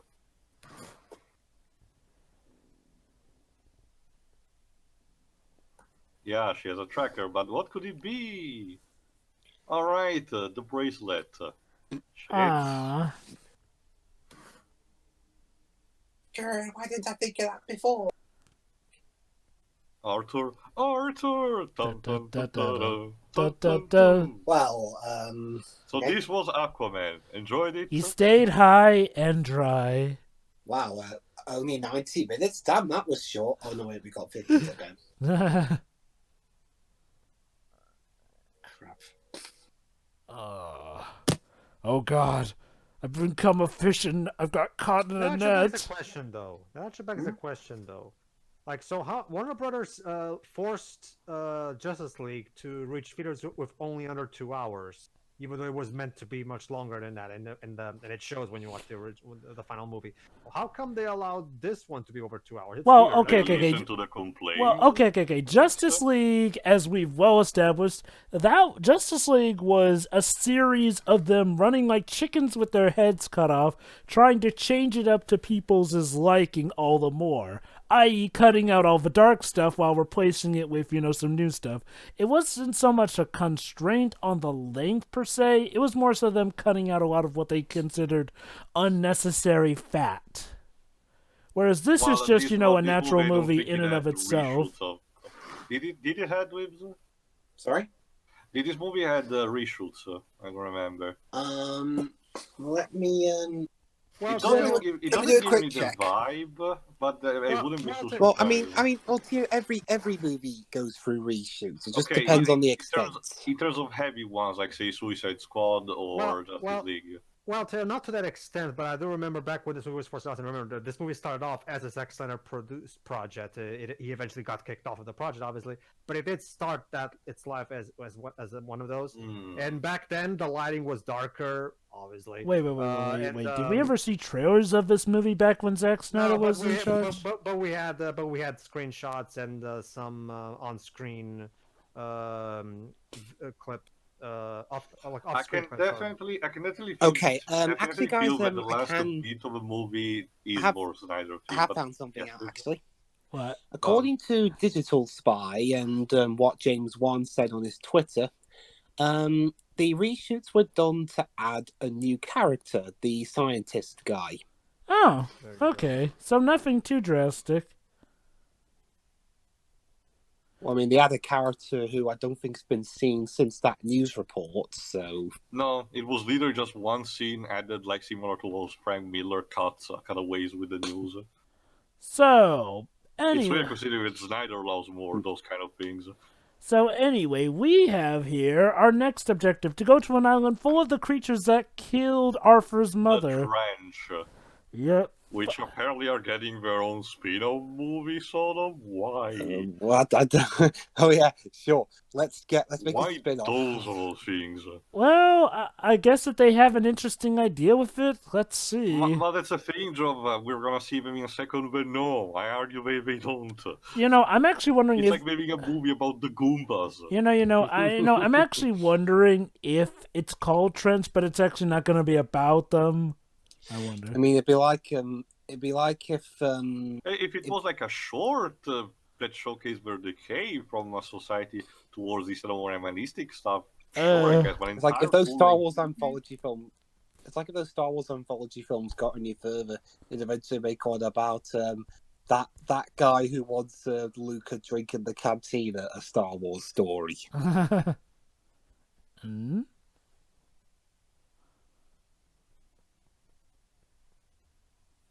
Oops. Sacrilege! Whoever heard of a vizier betraying his king?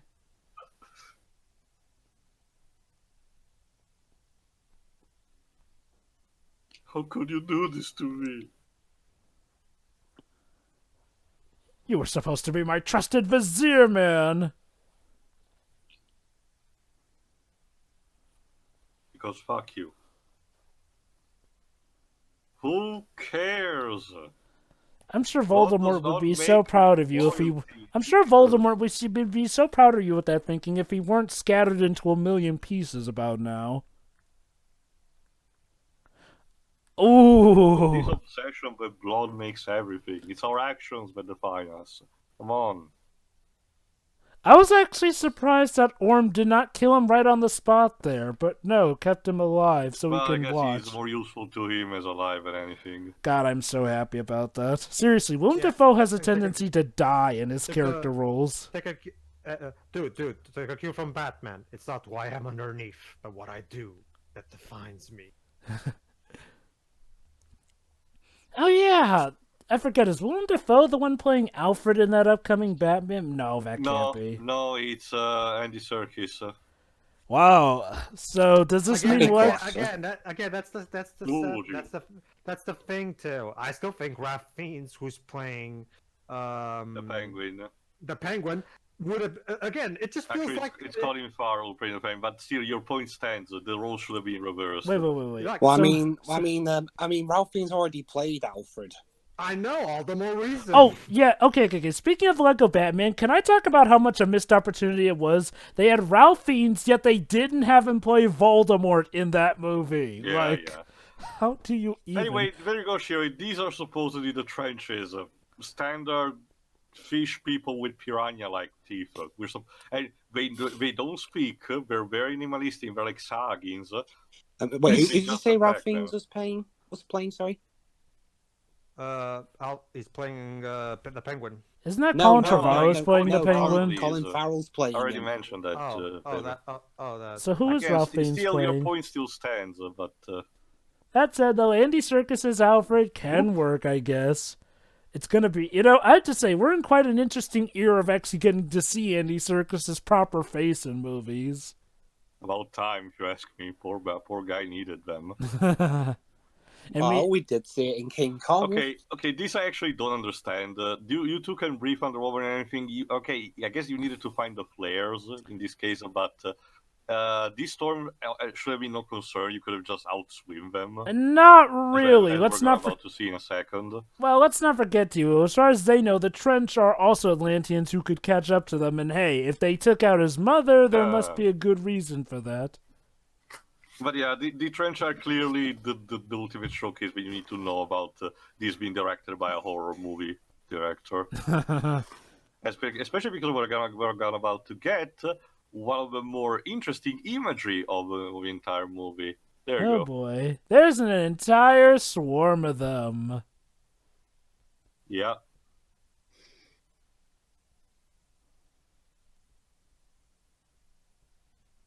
Again, I really liked how this is composed. I wouldn't be surprised if it's lifted directly from a comic book panel.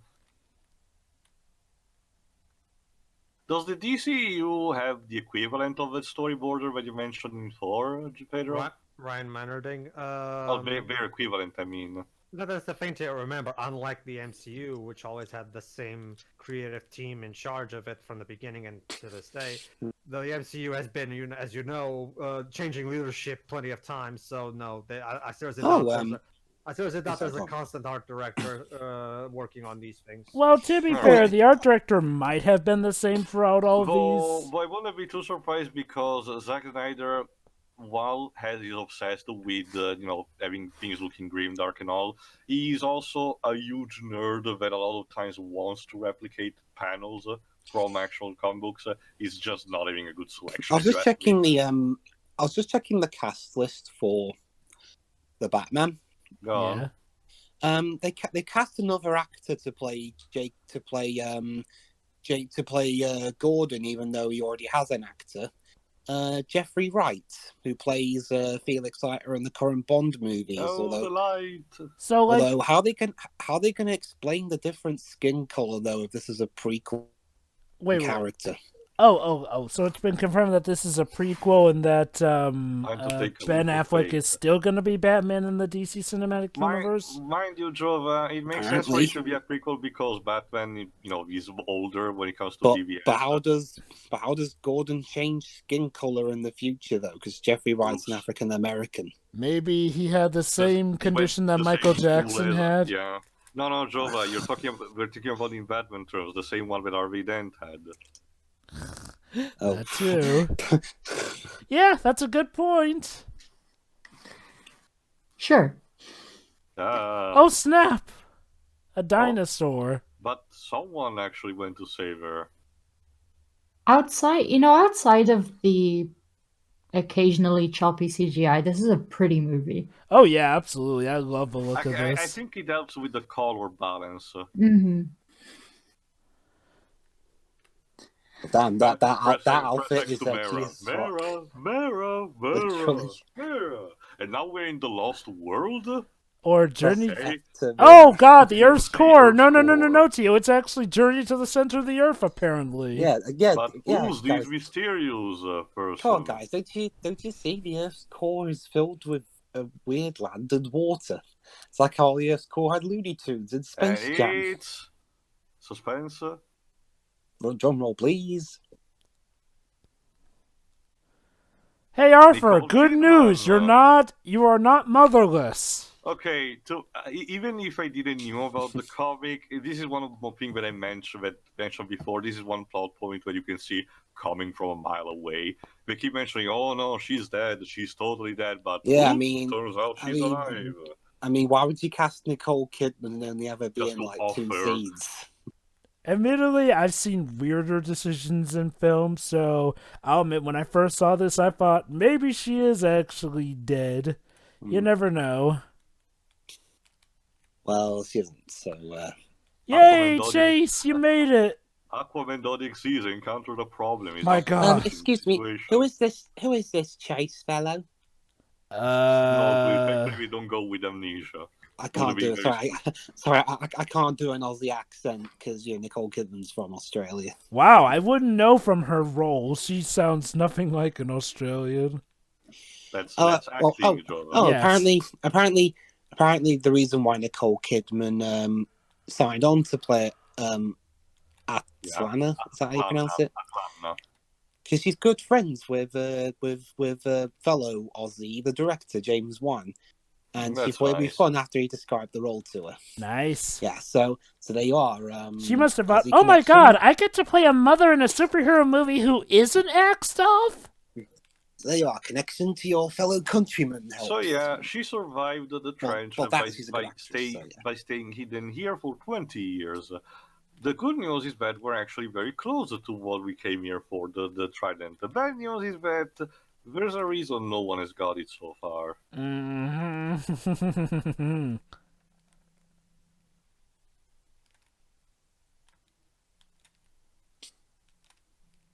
When I read that subtitle, I was going to be interrupted again by an explosion. No.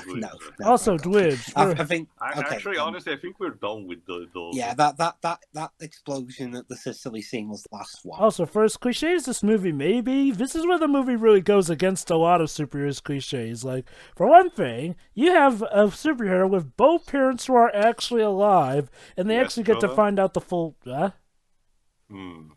What? He was already. Can you hear us too? Yes, now I can. Okay. Huh. Anyway, as I was saying, this is a movie that actually goes against the grain in a lot of superhero movie media. For one thing, both parents are alive, and the hero gets to learn out the full truth right there and then, too. I guess this core decided to switch targets. No, it's probably because I'm having other stuff open right now. Apparently, the only reason Black Manta is in this movie, is because Jeff Johns wanted him in it. That wasn't a James Wan idea because he really liked. Honestly, I'm okay with that because it makes. If the movie entirely was, if Ocean Master had to carry the entire movie as the villain, then yeah, I would have liked. I get that because Ocean Master is just.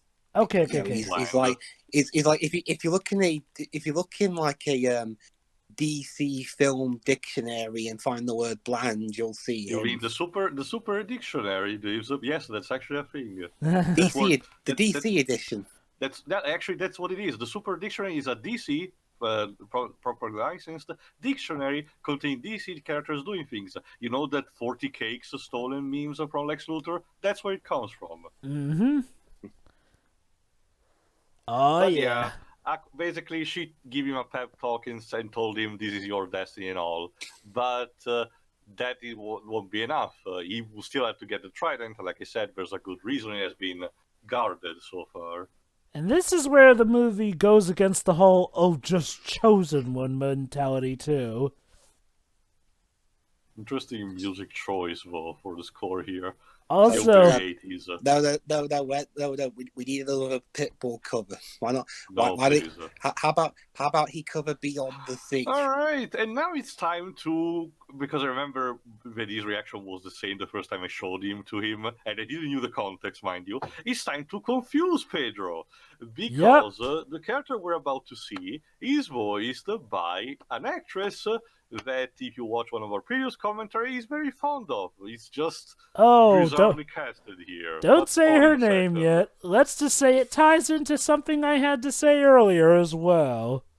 But yeah, we found the trident and the corpse of King Poseidon. Yeesh. Don't worry, guys. I'm sure he's still alive.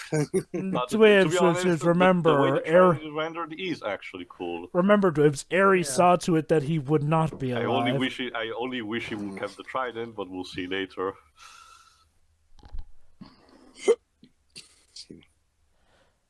Okay, folks, say hello to Julie Andrews. Julie Andrews as a sea monster. So, okay. So, guys, Remember how I said that Why? this movie ended up beating Disney? Well, let's just say the movie that Disney had that was out at the time was the movie Mary Poppins Returns.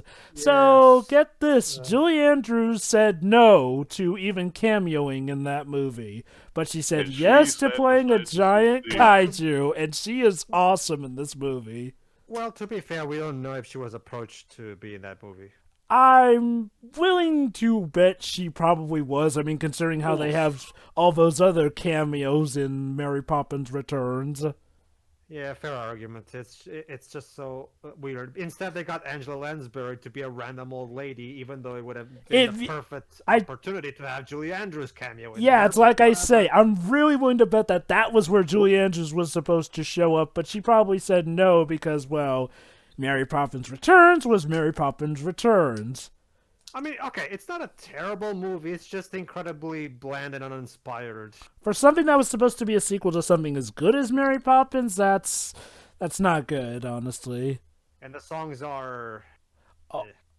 Songs. That's Hold putting on. it nice. But yeah, the thing that the monster was not expecting is the fact that Aquaman could talk with it.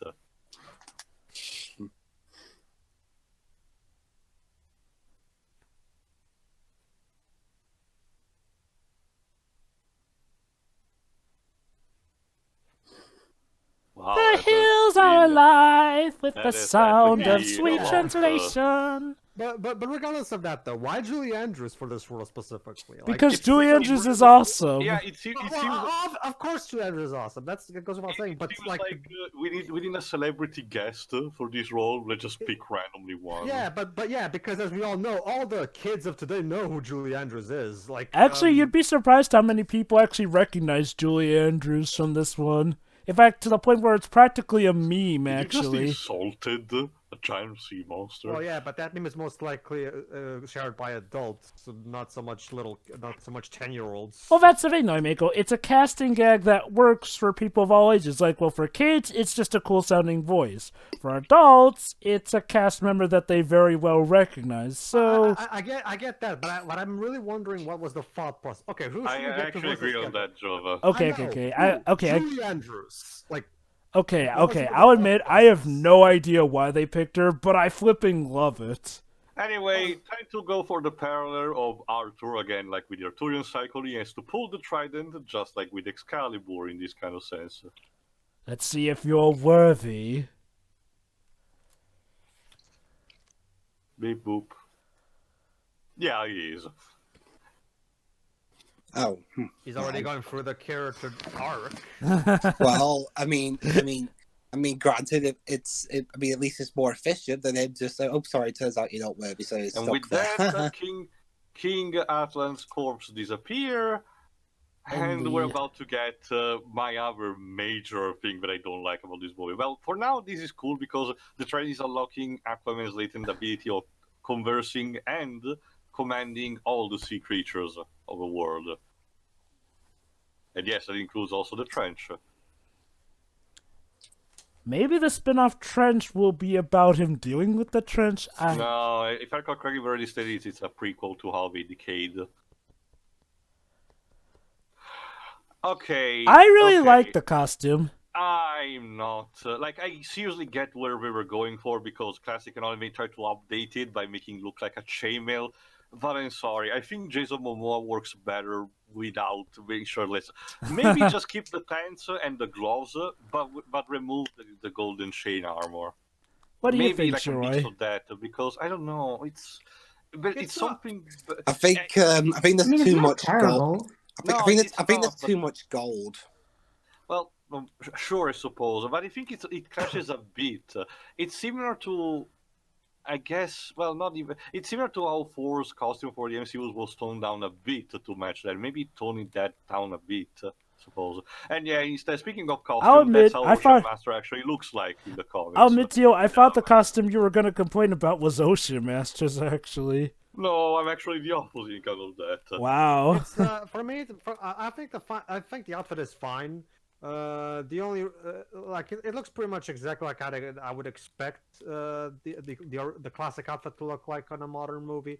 The only real, again, any outfit can work. Even the iconic Captain American outfit can work in a modern movie. It just depends on if you can create a context where the audience will accept it. And this movie, right. in this movie, for most people, did just that. For me, it's just enough.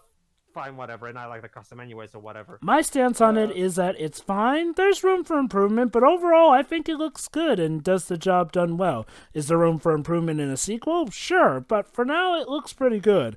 Thankfully, they didn't ruin it like a lot of superhero movies tend to. I would say at least they kept it just for the final fight, not for the entire movie. So at least even if someone may have a problem, at least they kept it, for a minimum. And only for the climax. But yeah, in the meantime, the Brine Kingdom with the crab people. Sushiro, the crab people are actually revolting against the other creatures of the ocean. Figures. And look Because at why not? And look at that, they're clickers too. People. Crab people. They were feeling crabby today. Your ID mobile number, please. All right. In the meantime, might as well check info on the visual development. To try and figure out how they nailed Julie Andrews for a kaiju. I failed to realize how visual development has involved with that, Joe. Yeah, Joe. Oh, you're talking about visual development. I actually do wonder who was the studio behind the CGI. It looks different from the previous DCU movies. Well, here's the thing, too. Head of visual development. Oh, snap. Name drop. Well, Teo, actually... Oh. Yeah, it even looks like the crab people from South Park. Yeah. Whoop. Bonk. But no, Teo, head of visual development is the film term for art director, basically. Okay. Thank you. So yeah, what better way to showcase your new power by bringing the actual kaiju into the fight? The hills are alive with the sound of the Of battle. explosions.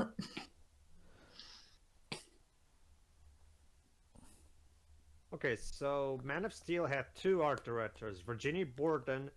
No, actually, 3 actually. Virginia Borden, I think, Borden, Chris Farmer, and Kim Sinclair. 3 art. I'm guessing they probably did Batman v Superman too. The kaiju is always called Karaten, if you need to know. And she looks awesome.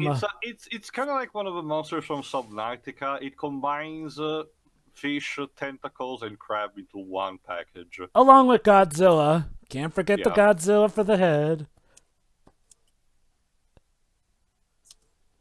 I knew that. That sounds slightly less intimidating with Delta. Yeah, I mean, that's my problem. When you put a filter over stuff, it kind of has that effect, especially when, like I said, previous movies where people speak underwater didn't have that. So okay. I think it's fine for the most part. Whoa. Yeah. Yes, surprising. None of the art directors from Man of Steel returned for Batman v Superman. Instead, we have like 1, 2, 3, 4, 5, 6, 7 art directors. Jesus Christ. Interesting. Or maybe 2 cooks in the kitchen. All right. So far, no consistency with the art direction. Let me check how Suicide Squad was. But yeah, this thing is practically invulnerable to the sentient weapons. So, and now it's time for Aquaman to showcase the extent of his power by literally stopping anyone, because, well, he has control over the creatures we're riding. So. All right, boys, break it up. Turn on yours, but not mine.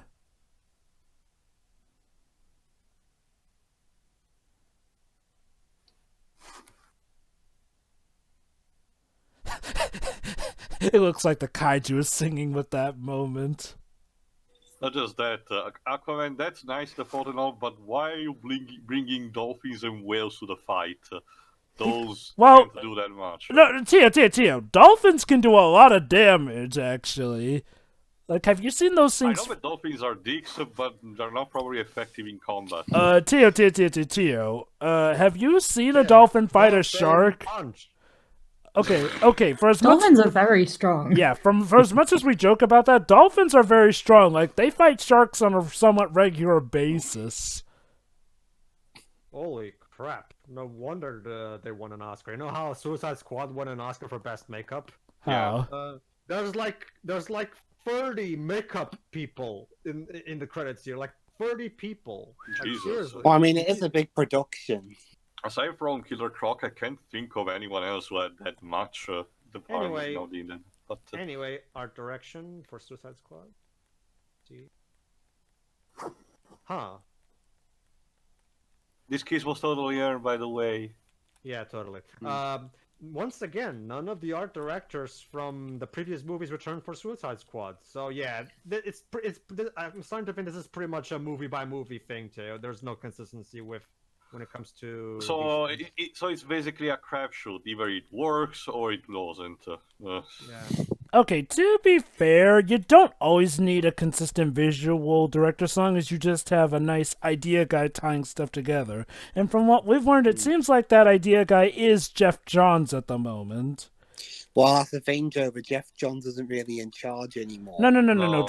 I say he not necessarily being in charge, but more so a guy who keeps stuff together as the ideas guy. That's more so his role as opposed to being completely in charge.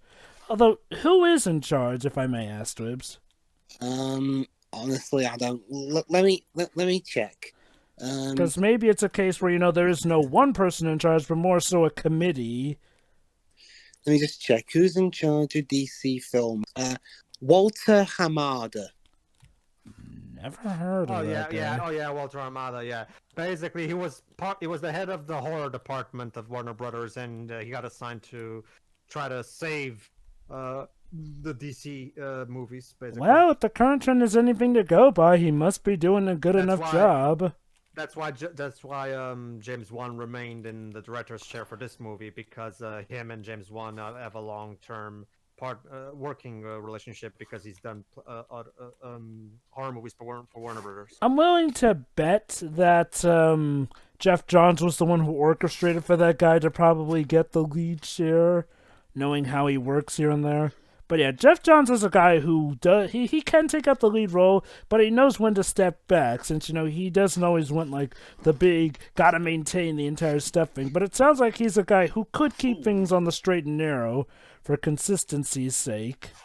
Alright, time for round 2 against Ocean Master. But yeah, going off of what we were saying, despite the different visual directors, I'd say that this and Aquaman, and Shazam, and the upcoming Wonder Woman movie look like they're similar enough Birds of visually. Prey?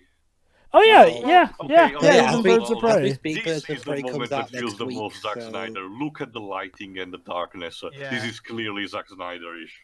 Yeah, this is probably a leftover from whatever the original film was going to be before Zack Snyder got kicked off. So, it's time for the ultimate fight me IRL bro moment. Literally. But yeah, speaking of that, well, okay. Well, here's the thing too. For Wonder Woman, one of the art directors for BVS returned. One of them. Huh. Props for trying, I guess.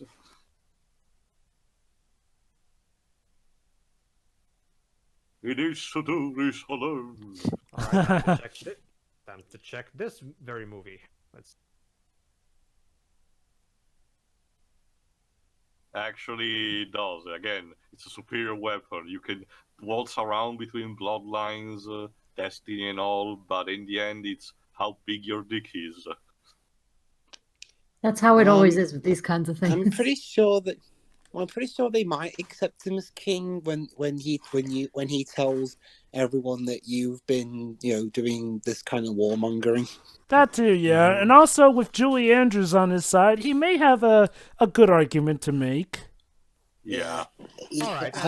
For his sake, he better wish he has the Pedro? Phoenix Wright equivalent of underwater attorneys.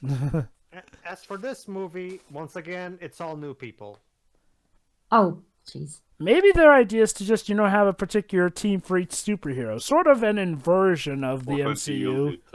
Which, okay, to be fair, I can sort of see why, well, in some cases, some visuals may suit different heroes differently in the DC universe. I mean, admittedly, it was a bit of a critique at some point with the MCU that some superhero movies felt a little too similar, so I can see why maybe different looks could suit them. Like, Aquaman is something that's a mixture between serious and bold. Superman is something that's more all bold, Alright. whereas Batman Time is something for that's more dark and grieving. There you go. Time for the incorporation from that scene before, William Dafoe showcased this technique, and Aquaman failed. So that's exactly how it's Of going course, to he's go. going to succeed. My God, he's learned it. The power of Chekhov's gun compels me. I could, yeah, there you are. I could try and stop it. There you go. He looks so pleased with that. But, yeah. Surprising, Shazam is the one that has the least number of art directors, only 2. Unlike Man of Steel's 3. Let me guess, none returning still? No, actually, one of them is returning. Oh, really? One of them, but the other one is new. And Colin Wood seems to Slam. be Colin Wood seems to be the guy who was the most consistent of all. Let me see. Yeah. Well, God, he did. Oh God, he wasn't the art department for the RoboCop remake. Ugh. oh, Yes, geez. it wasn't that bad. it was yes, it so was. dull. I- Well, okay, yeah, I Dwibs, disagree. Dwibs, Dwibs, Visually, Dwibs. this wasn't that Oh, stimulating. we're having a lot of differing opinions Okay, today, aren't we? I'll go. How dare Okay, we, okay. Dwibs? Let me just give my stance. For a movie that starred Samuel Jackson, Michael Keaton, and Gary Oldman, that movie was way too dull. And they've been in worse films.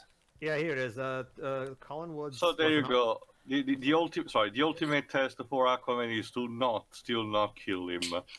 Again, for the purpose of this movie, I'm willing to accept it, especially considering that. There's been enough bloodshed, and hey, that kind of Not just that. It's not even a case of it's better because of justice. I'd say that at this point, Ocean Master was such a wimp that just closing a cell is enough to make him harmless. Are they at least gonna lock him away forever or Yes. something? Yes. Okay, fair enough. That's how it tends to be a lot when it comes to Ocean Master. Unless he's for some reason joining the secret society of villains for some reason. Seriously, why Grant Morrison included in that? I don't understand. I love Grant Morrison's usual work, but I don't understand him sometimes. Grant Morrison is a guy who loves to go very quirky with his stories. For better or Well, for worse. just as Inkara pointed out, he has a complete different DC universe inside his head. Although, gotta say, I still love his Batman Incorporated idea. That remains to be so awesome. The fact that a What super... about Batman Rip? Ah, that. If you can understand it. Yes, if you can understand it. Could you understand it? Not the first time, definitely. Willem, So, see? you survived to See? the end of a movie. So see, guys, in a way, the Vizier sort of betrayed the leader that was there. But See, this it's been time he... fulfilling. Except the leader was the bad guy. Yeah, it doesn't have a punch.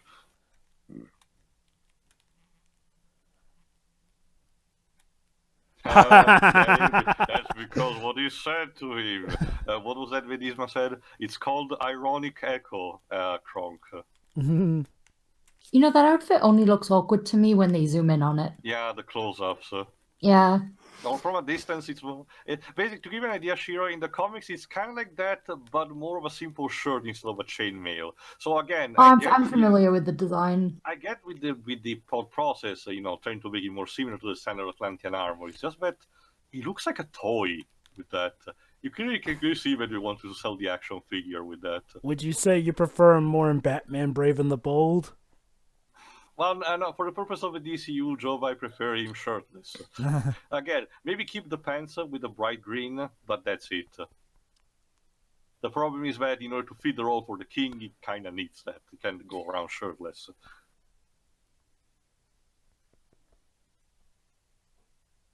This is where the fun starts now.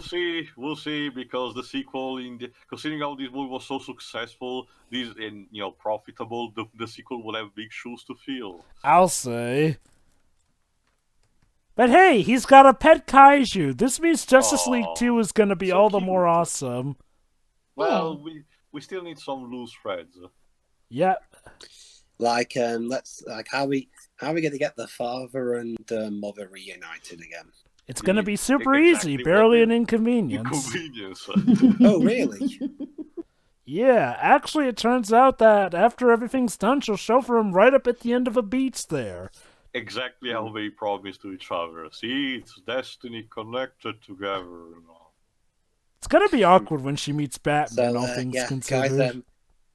guys, did you ever that fanfic you wrote of Django Fett and Dr. Chase Meridian is finally come true? Finally, my wishes have been granted. Hooray! And look at that, Chase You don't Meridian. need to watch another movie ever again. And look at that, Chase Meridian got over her Batman addiction too. But Jova, how did she become an Atlantean? Oh, it's quite simple. We injected Atlantean nanomachines into her bloodstream, and that made her a pure-blood Atlantean. There you go. Now Sure. it's time for our closing narration.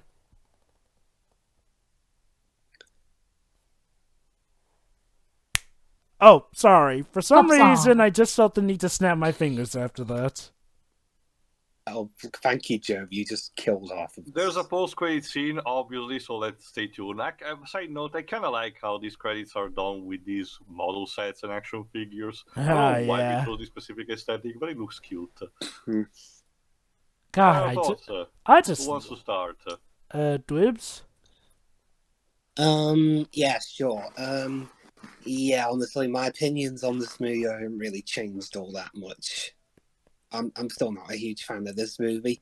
I mean, there are good things in it. Oh, You know, hey, Jason Zack Snyder Momoa. was an executive producer. Well, of Can I course, Joe, continue? but remember, that he started the project technically, so of course they had to still credit him. Go on, Lives. Anyway, as like I said, there are good things in it. You know, there's Jason Momoa as Aquaman himself. You know, Nicole Kidman for how not much she's in the film. You know, she does a good job as his mom. You know, and the father is good. I mean, he's played by Tamura Morrison. So yeah, and I mean, the actors, you know, aside from Amber Heard, are fine. And you know, I mean, it does have a very good look in terms of aesthetics. The actual quality is really hit and miss, but you know, the aesthetics are really good. And unfortunately, what lets this film down is the extremely weird pacing. I mean, sometimes it's too slow, other times it's too fast. We don't focus enough on the villain that is actually interesting, if not let down by a silly outfit. Instead, for the most part, we get damn, I forgot his name now. Ocean Master? Yeah, him. I mean, he's like half of the MCU villains. He's just there to be smug and stuff. The only difference is he's not in a suit. Until the end. Well, not a business suit, I should say. Oh, that's what you refer. Okay. Yeah. And some of the CGI is a bit off. You know, Amber Heard. You know, not even counting as to what she's being accused of right now. I just don't think she's a very good actress, at least in this movie. And you know, I mean, it's like you guys said. I mean, at least what I said. I'm not sure if you guys agreed with me or not. But when James Wan finds something that is effective, he kind of runs it into the ground. Hold You know, on, there's James, constant bloody explosions. Hey, hold on. It's time to see what happened to Black Manta after the encounter in Sicily. Still with the leitmotif. Obsessed.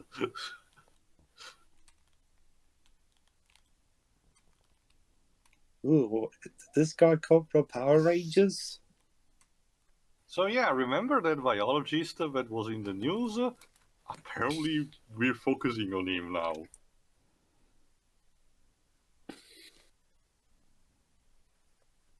And apparently the rest of the world is spotting the fact that Atlantis may be a thing.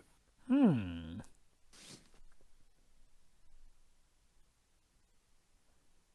this guy was obsessed in finding the technology of Atlantean, and He he was just not finds believed and got fired. and he just finds someone who's equally obsessed with that. So this may be a good match.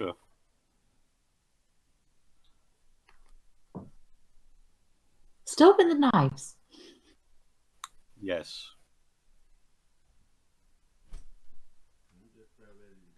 So yeah, Black Manta will return. Well, maybe if you don't throw knives at him, he'd be happy to tell you. Anyway, continue, Lives. But yeah, what was I saying beforehand? The OB news of the OB stuff. Pretty much. How he finds something that was effective, but he overdoes it. Point of it losing impact each time he does it. And really, the plot is just not that interesting. It's just the chosen one story with. Honestly, I've seen it done better. It just ticks all the boxes. Guy has claim to something. They have to go around on the MacGuffin to find stuff, and he gets stuff, and then he gets the throne at the end, even though he said he didn't want it at first. And damn, I mean, the score is fine. It's just the songs they put in are. Yeah. When they're not god awful remixes of 80s songs. But that song doesn't fit either. But it's just a huge contrast to everything else. When like most of the soundtrack is your traditional orchestral stuff, and then you're throwing crap like that. It just feels weird. Again, I think the next film does everything what this film was trying to do better. There's a better sense of tone. The pacing's a lot better. It doesn't. All the actors are good in their roles. Not all of them are good except one, and she's a co-lead. That kind of hurts things. Yeah, that's it from me. I'm sorry. I just don't like this film. All right, Pedro, you go next. Well, okay. Like I said, I think the movie's fine. Like it's a perfectly serviceable average superhero movie, and it serves as a decent enough introduction to Aquaman. It has its issues, but it also has some good stuff in it. Like we've said, the actors are good in the roles, except for Miss Bitch, and the art direction by insert people here because they keep changing in these movies, like I just talked about. But it's pretty good for the most part. Like I said, I don't even mind Aquaman's outfit. I don't even mind the Black Manta's outfit. I think they look pretty fine. They look faithful to the comics, and I think they don't look especially out of place. I would argue that they don't look all that goofier than the villain's outfits. But I mean the other villain, not Black Manta. I would argue that it looks perfectly fine compared to the other Atlantean outfits in this movie. To be honest, I don't see any particular issue with Aquaman's outfit. To be honest. So yeah. But the only real issue is the script, really. Like, it's just like, again, like I said, it gets, as an origin story, it gets the job done. Like, it's like you said, it's a typical chosen one story. And again, like I've said, I've seen it done better, but I've also seen it done worse. So whatever. But like I said, it's perfectly average. It's just that the main problems are, of course, the romance. The romance is not believable whatsoever. And it's never charming or cute or anything. It's just There was a romance. Exactly. Thanks, Joe. Thanks for proving my point. I mean, honestly, when you get down to it, it's not like they even have a final kiss or anything by the end, even. Yeah, if it was barely on screen. Yeah, if even the movie itself doesn't seem to care about the romance, why should I? Like, Amber Heard doesn't even share the final shot with Jason Momoa in the movie, so, like, I'm like, what romance? God dang it. Again, if the movie doesn't care, why should I? Yeah. And those song choices are bad. Like, what the fuck? So yeah, the movie does have a bit of a tone issue sometimes because the songs don't really fit and are very distracting and not in a good way. Like I guess they were trying to be funny or they were trying to do a Guardians of the Galaxy type of thing, but they don't understand what made it work in Guardians of the Galaxy. It seems. Maybe someday they'll get James Gunn. Oh wait. Well, James Gunn is doing the Suicide Squad, which is a property where that kind of did things a lot better than Aquaman, to be honest. So, yeah, it's perfectly serviceable. It has issues, and the pacing is a bit wonky sometimes. This movie is 2 hours and 23 minutes, and it didn't really need to be this long, to be honest. There are quite a lot of things. The romance in particular should have been cut. Because, I mean, so yeah, considering how simple the story is, it didn't really. This movie should have been cut down to 2 hours. To be honest, it didn't need to be this long. Yeah, this is the one that should have cut down to 2 hours, not the epic team up. No, I would argue Justice League could have possibly. I don't know what the original Snyder version was like, but the final version of Justice League that got released to us does feel very wonky with its pacing and editing. So, and you can clearly tell that a lot of shit has been cut. So.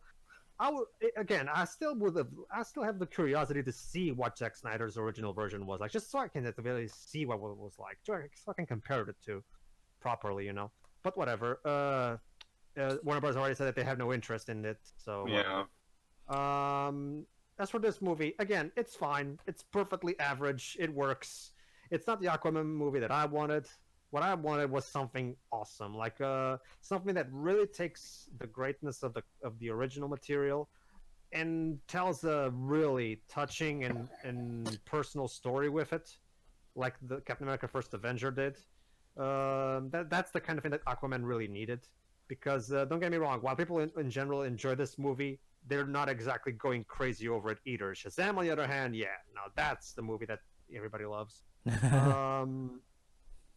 And that's exactly what Shazam, yeah. I kind of wanted a Shazam treatment of sorts, like something a bit more personal, but more with more emotional resonance. Whereas this movie kind of goes through the motions a bit too much. Like, yeah, I get that I get that there's not that. I get that the Aquaman origin story is not the most. Yeah, that's another thing. Actually, the whole thing about Aquaman is that he's the bridge between two worlds, and the movie does say that. But they never go out of their way to make the fact that he's half human, half Atlantean a major part of this. Yeah, they mention it here and there, but like I think it would have been more interesting if instead of a competition of who gets to be the ruler of Atlantis, we could have something involving him finding his identity. Like, what does he feel like he is, a human or Atlantic? That would have been more interesting, I would argue, than just maybe save the king dispute for a second movie. That's what I would have done, probably. I feel like for a first movie, you should have started with something a bit more emotionally resonant, something that grabs the audience immediately. So yeah, like I said, average, works fine, but I would have done something more emotionally resonant, personally. All right, I'm done. Cheery. I mean, aside for the occasionally awkward CGI and the bass backwards music choices, I actually liked this. Mm-hmm. I mean, I didn't love it, but it was pretty good. Definitely didn't feel like 2 hours. Again, it's a very pretty movie, and that's probably my favorite thing about it.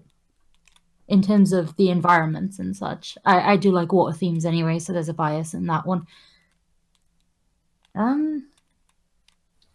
What do you think of the romance? What? You were watching a different movie, clearly. Probably, yeah. I mean, I guess if you had like those YouTube compilations of like scenes with this character and this character, you'd probably get less than a minute of it out of a 2-hour movie. Yep. And honestly, even if it was included more prominently, I still wouldn't be able to appreciate it given what we know. Even You know? even without that, the actors don't really have much chemistry. So Yeah. Yeah, No, they. what we know now doesn't help. Oh God, no. But yeah, I did like this. Right? Okay, next. All right, I'll Oh, go go. next. Oh, so go on, Jonah. Yeah, I really enjoyed this movie. Now, okay, I'll say this: it's not a movie that I love, but it's a movie that I really, really, really enjoy. Like, I think in a way, it feels like a first installment kind of film. Whereas, this is very good, but the sequel really has a lot of stuff that it can improve stuff on. I love the visuals of this movie. Absolutely love the art direction of this movie. And I actually like I actually like both Black Manta's costume and Aquaman's costume. Yeah, I mean, I feel like at times this movie actually plays some stuff safe, but contrary to what some may think, I actually really like that this movie goes against a lot of cliches. Like, it's not just your typical chosen one plot here, seeing as how the kaiju itself establishes that, oh, it's not just a simple amount of blood, right, but it's actually about if you're worthy. So, that's a nice fake out there. I'll admit, I was one of the people who actually did believe that his mother was actually dead, so I don't know, call me foolhardy. So me and you, Jonah, got the reverse situation when what happened with Avatar: The Last Airbender.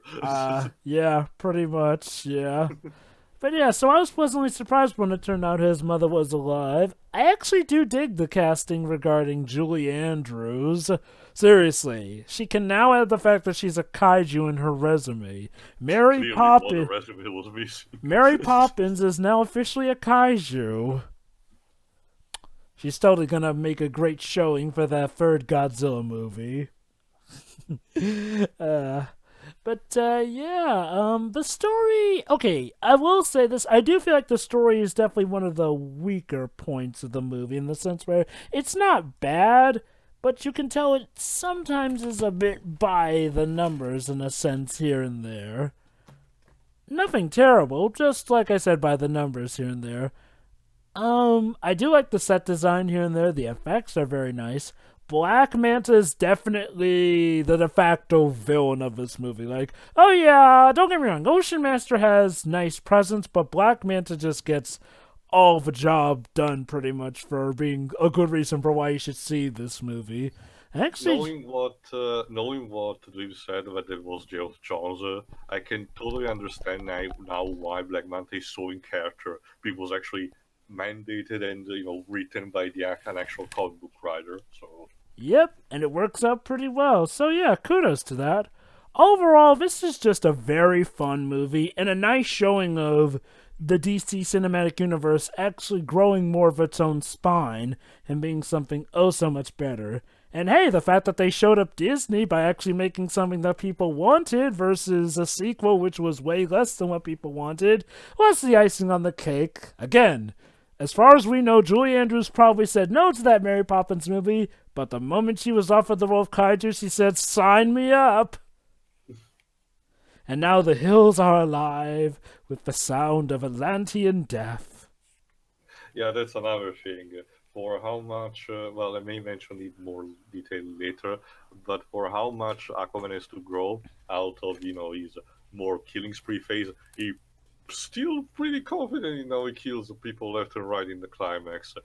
There's that scene where he's commanding the trenches, and he almost makes you believe that he's gonna kill the queen, the child queen of the fisherman. And like, oh shit, is he gonna do it? But no, thankfully he doesn't. You're done, Jonah? Yeah, it's a very, very, very good film. Jova, what? Haven't you forgotten something again? The romance. You guys already covered the romance. Alright. Okay. Those barely any romance to cover. Okay, I'll just say it right now. The fact that even at the end they don't even share so much as a final kiss or a proclamation of love, I'm honestly beginning that awkward kiss in the middle of that one. That's it, I guess. I'm honestly beginning to wonder if even the movie writers wanted that to be an actual romance. Jesus. As for the character of Mira herself, she's fine in this movie, but by God, I did not buy the romance one bit. But yeah, aside from that and some other stuff, A very enjoyable movie. It's a great superhero popcorn flick. It's good for those who are Aquaman fans.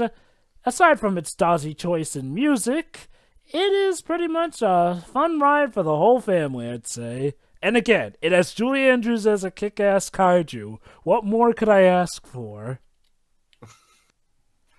All right, Tio, then close I'll us finish out. off.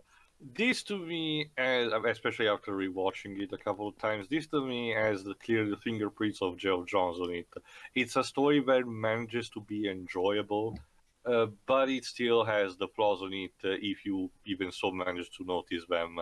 How much you can tolerate them, as we discussed even of our thoughts, it depends on the person. To me, it's more of a case of more passable. Like, I know that technically speaking, Shazam next to it, but I can argue even Wonder Woman beforehand was technically a more competent movie as an adaptation and all. Uh, this one seems to be it's better constructed to entertain, if that makes any sense. Yeah. But in the process, it loses some bits here and there. Like I said, I don't like some of the particular designs. I agree that the pacing is a bit odd. The CGI, as per usual, I'm tolerant towards it, so I don't really mind. Maybe some bits at the beginning, I suppose, but not much. I like the cinematography, how some of the fights are continuous. There's barely any cuts in that, because that's one problem that a lot of action scenes in both superhero and non-movies are, that they have like a gajillion cuts when they quick edited, quick, and sometimes the viewer can be confused. Um, the actors to me feel fine in their roles, aside from two cases: Mara's actress, and controversies aside, I just don't really care about the character, unfortunately, at least how it's portrayed here. And Willem Dafoe's character, because of what we discussed, unfortunately, it's kind of waste of potential. It's not as aggravating or wasteful as maybe Beyond Two Souls for Willem Dafoe, but you can definitely feel it could have been someone else in the role and it would have been just fine. Um, so, what can I say? Julie Andrews is a bit of a weird surprise. Like, again, much like with Pedro, I'm definitely curious to see what was the plot. If there's like a behind the scenes feature on the Blu-ray of the movie where they mention something like, yeah, in fact, Lives, you have the Blu-ray, maybe off screen on another day. You can tell us if in the special features they mention how Julie Andrews got cast into voicing the kaiju. That would Well, be interesting. I only borrowed the Blu-ray, so I'll have to I be know, really I quick. know, I know, but still, just would be interesting to know. Yeah, sure. The Aquaman final costume, like I mentioned, I'm not a big fan of it, and believe me, I'm usually the first to say that the costume should be more accurate. But this is an odd case where I'm not really sure I actually like it. For contrast, both Ocean Masters and Black Manta's costume are really spot on to me. I found it odd that Black Manta, like I mentioned, as gets to fight on the ground and not in the natural habitat of water, where it would have worked better. But I guess that's what the future holds, as you will see. I wonder if he will join the group that Lex Luthor is recruiting. Who knows if that's still a thing? We'll see. I guess that too. I guess. Um, Especially considering that, as according for Wikipedia, after the success of this movie, because remember this is technically still the more successful DC movie up to date. After the success of this, the higher ups for the DCU have stated that the next couple of movies anyway will be more self-connected, self-contained instead of being necessarily interconnected. So I don't know. Seriously, another showcase of how disorganized the DCU still is, unfortunately. But again, we'll have to see. For now, this is a movie I really enjoy. It still has very noticeable flaws, but if you're able to not be too bothered by it, this is definitely something that you can enjoy. And much like with me and all of other people, potentially your personal highlight of the DCU. Mind you, like I said, the movies around this, outside from Justice League, of course, are more competently made and more important. But as a matter of personal favorite, I have this one. But that's pretty much it. So tune in next time for instead the movie that came out a couple of months after this one, Shazam, starring Zachary Levi. So see you for that. Yes, we'll See you see you then. with the guy from Good Luck Chuck. And you Entangled. Tangled. Yeah. Entangled. Well, Don't I'm forget trying not to Entangled. be Eugene. obvious. See ya. See ya. See you. Or more importantly, the guy from Alvin and the Chipmunks, the Squeakquel. Oh, God, it was Oh. Poor guy.